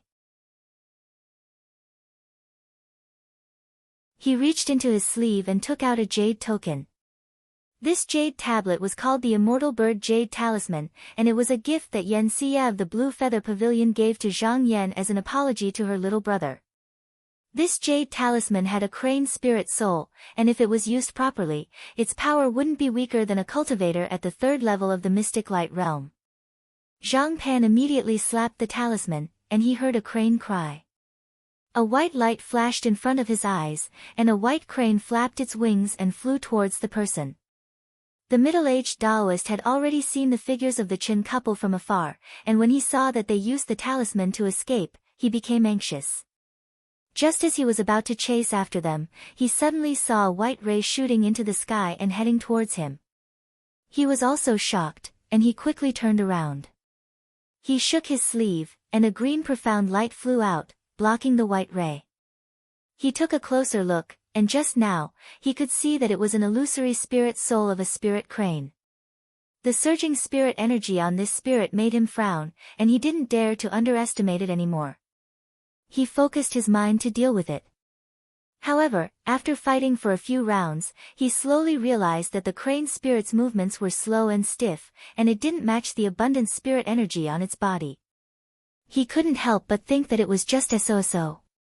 Although this crane spirit's strength wasn't weaker than a cultivator at the 3rd level of the mystic light realm, it still needed the person holding the talisman to control it.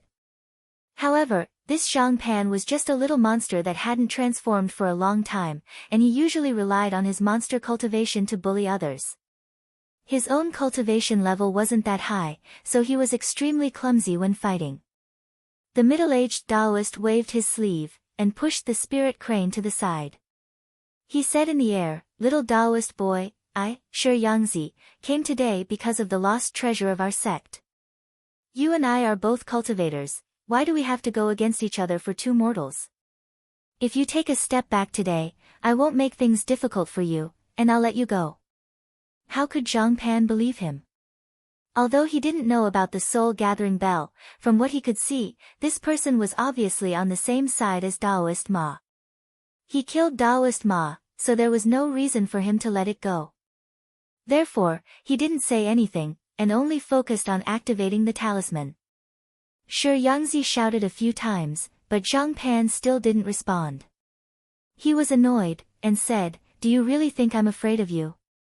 He snorted, and waved his sleeve to force the spirit crane back.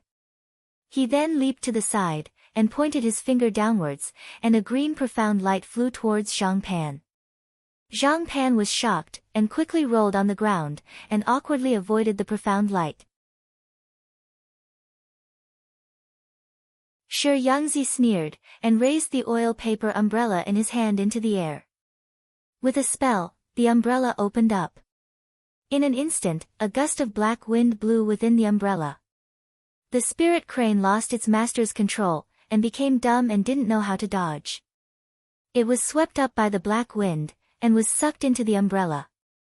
When Zhang Pan got up, he saw this scene, and couldn't help but be shocked. In a moment of desperation, he hurriedly shot a dozen black pearls at the umbrella.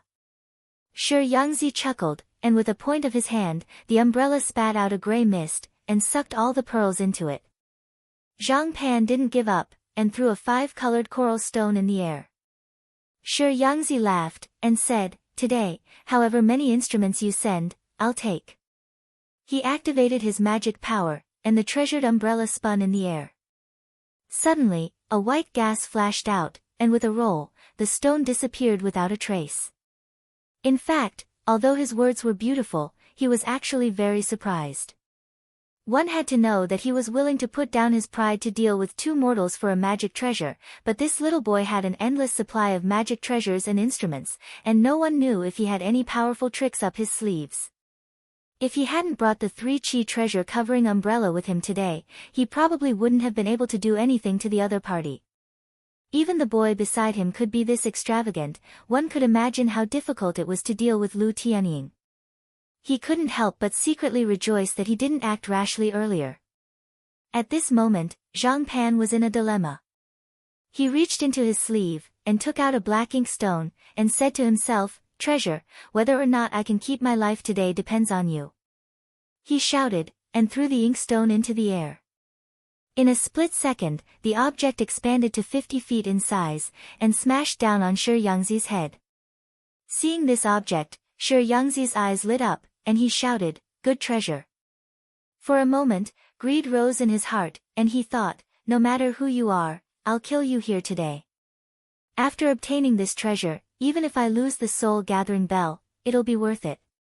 Even if Lu Tianying comes back in the future, how would he know who did it?" Thinking of this, he shook his shoulder, and a green light appeared on top of his head. In a flash, it grew to 10 feet in size, and like a green leaf, it held the inkstone in place, preventing it from falling. At the same time, killing intent rose in his eyes, and with a wave of his hand, a white light with cold air whizzed towards Zhang Pan. Zhang Pan saw that the white light was coming at him too fast, and he couldn't avoid it in time, so he panicked. But right at this moment, the fate-determining jade tablet that Zhang Yan bestowed to him flew up, and it actually blocked the white light for a moment, yet it was unable to injure him. Shi Yangzi's face twitched, and he snorted.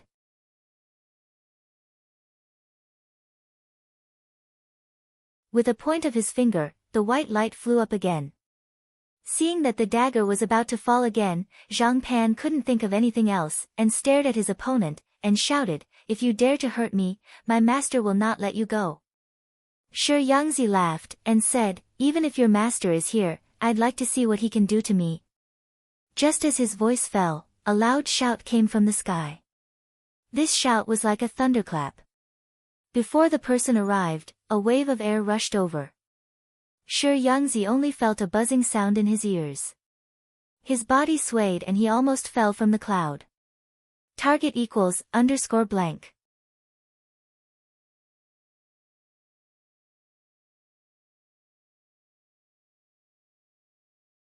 Chapter 220. Death by 3 hammers. Shi Yangzi's body only shook a little before he immediately woke up. Just from this shout, he could tell that this person's cultivation was definitely not below his own, and it might even be higher.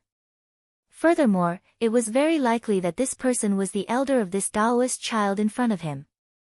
If one came, it would be easy to deal with, but if 2 or 3 came, he definitely wouldn't be able to escape. Therefore, the safest choice for him right now was to temporarily hide. However, there was a trace of hesitation in his eyes before a trace of treachery and fierceness appeared in his eyes. His eyes sharpened as he let out a low roar. Not only did he not leave, but he even curled his finger. The white light spun in the air and charged towards Zhang Pan without a care for anything else, revealing an expression that seemed like it wouldn't stop until it killed him. However, at this moment, there was the sound of wind breaking. This whistling sound made one's eardrums vibrate as if they were about to be torn apart. A multicolored flying hammer flew over in time and collided with the white light. With the sound of metal colliding, the white light immediately shattered into 3 pieces and fell to the ground. Upon closer inspection, it was a cold iron dagger. Good. Seeing this, not only was Shi Yangzi not surprised, but a trace of joy appeared in his eyes as if his plan had succeeded. Taking this opportunity, he stretched out his hand and grabbed at the crane spirit jade talisman in Zhang Pan's hand. The latter didn't release it and was caught off guard.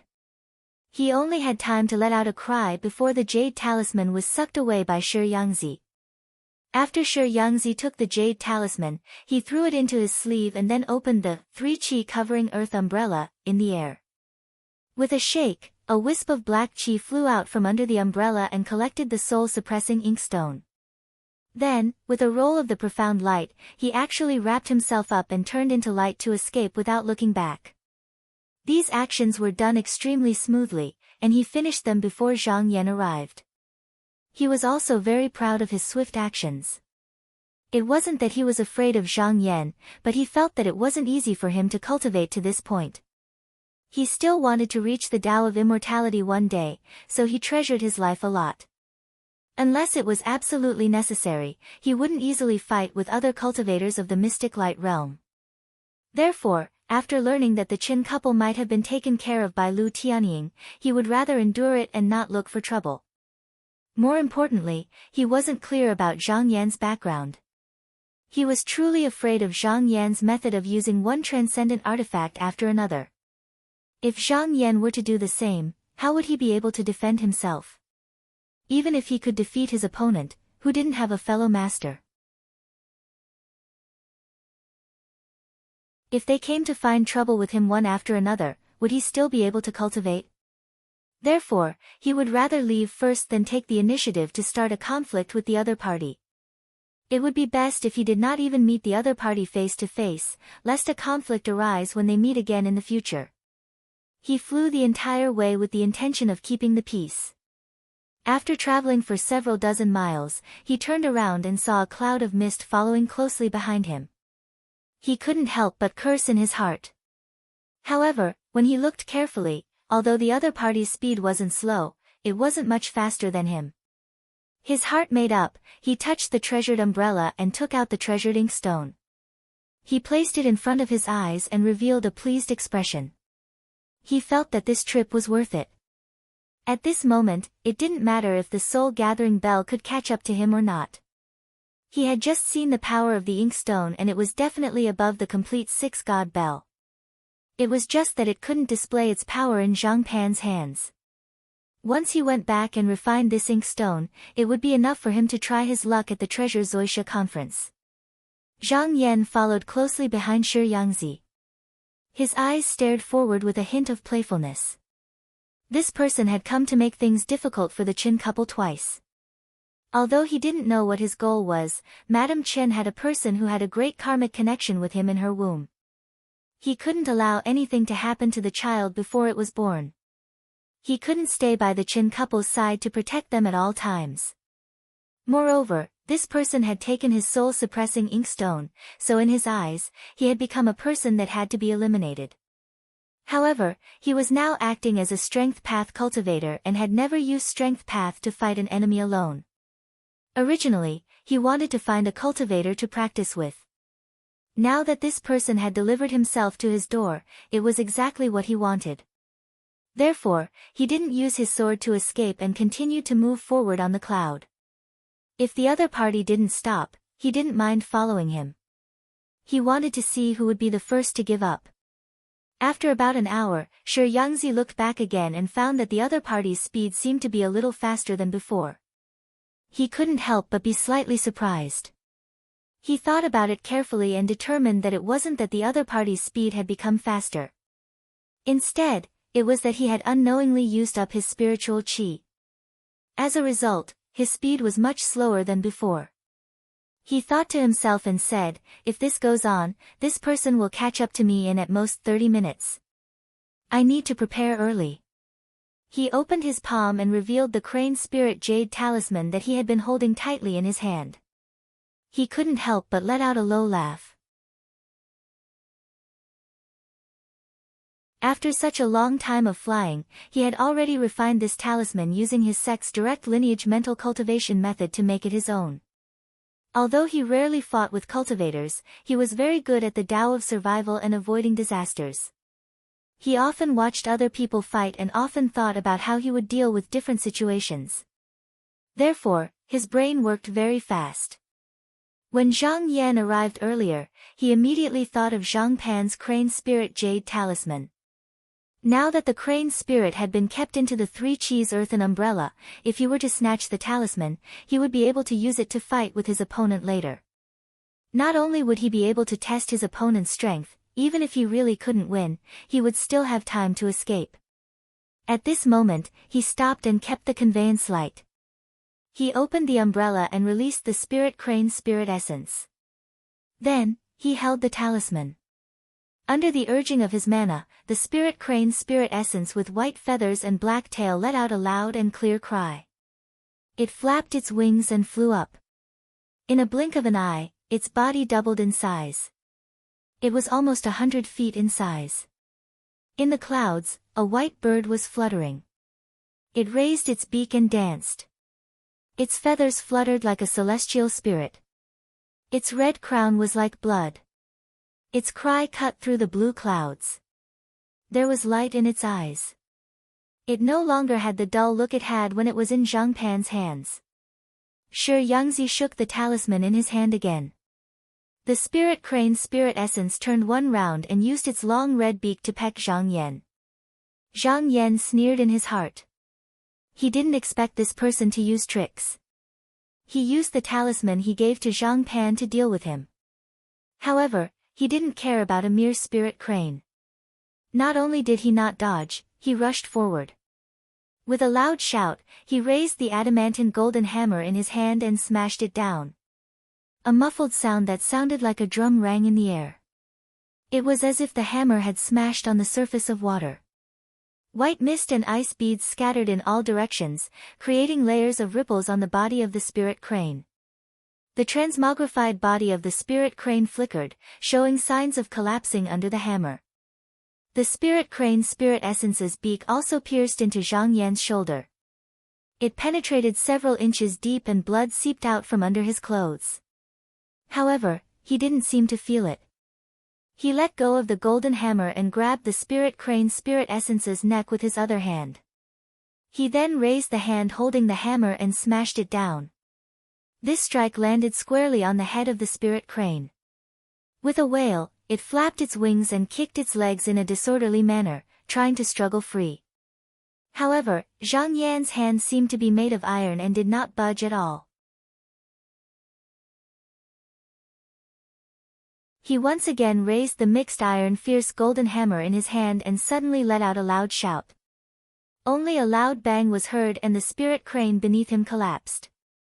Specks of spiritual light flew away, leaving only traces of clear qi lingering around the golden hammer and lingering in the air. The talisman in Shi Yangzi's hand shattered into powder and fell from his fingers. He was dumbfounded.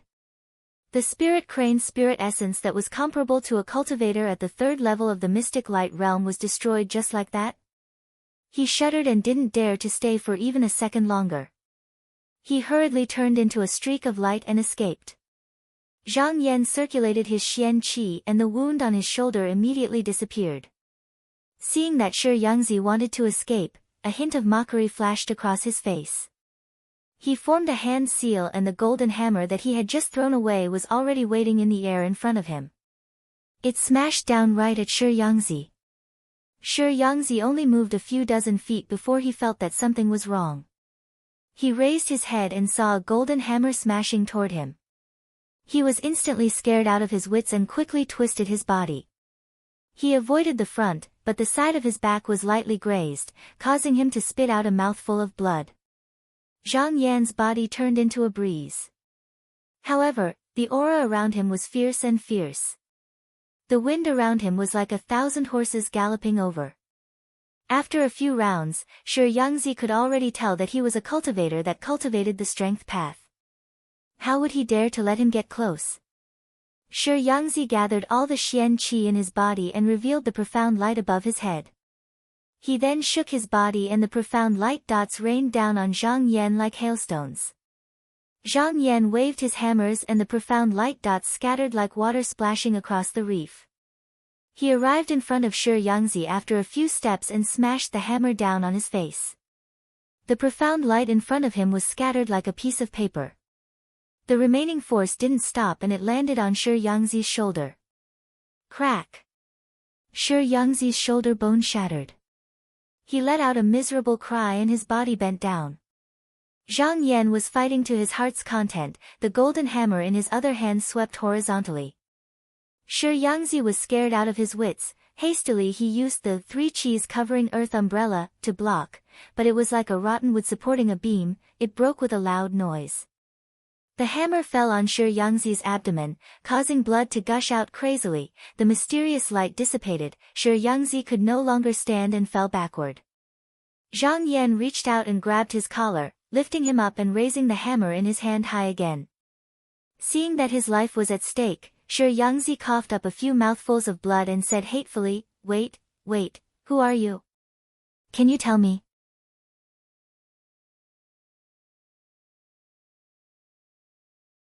Zhang Yan glanced at him and laughed loudly. "Remember this, I am Li Yuanba." He roared and smashed the hammer down. Shi Yangzi's head exploded and he died on the spot.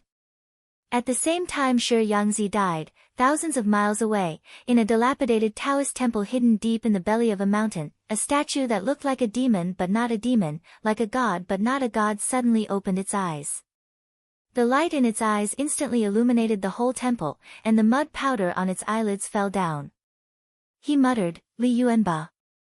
Interesting, you destroyed one of my doppelgangers. Forget it, it's gone, I'll just replace it." The statue silently muttered a few words and then fell silent again. The brilliance that filled the whole Taoist temple also gradually dimmed. Target =_blank. You're tuning into the Blissful Bookshelf YouTube channel. We're so grateful for your support and don't forget to subscribe to join us on this incredible journey through captivating stories. Your generosity through donations truly makes a world of difference, as it's the primary source of revenue that allows me to expand and enhance this channel for you. Thank you from the bottom of my heart for being a part of this adventure.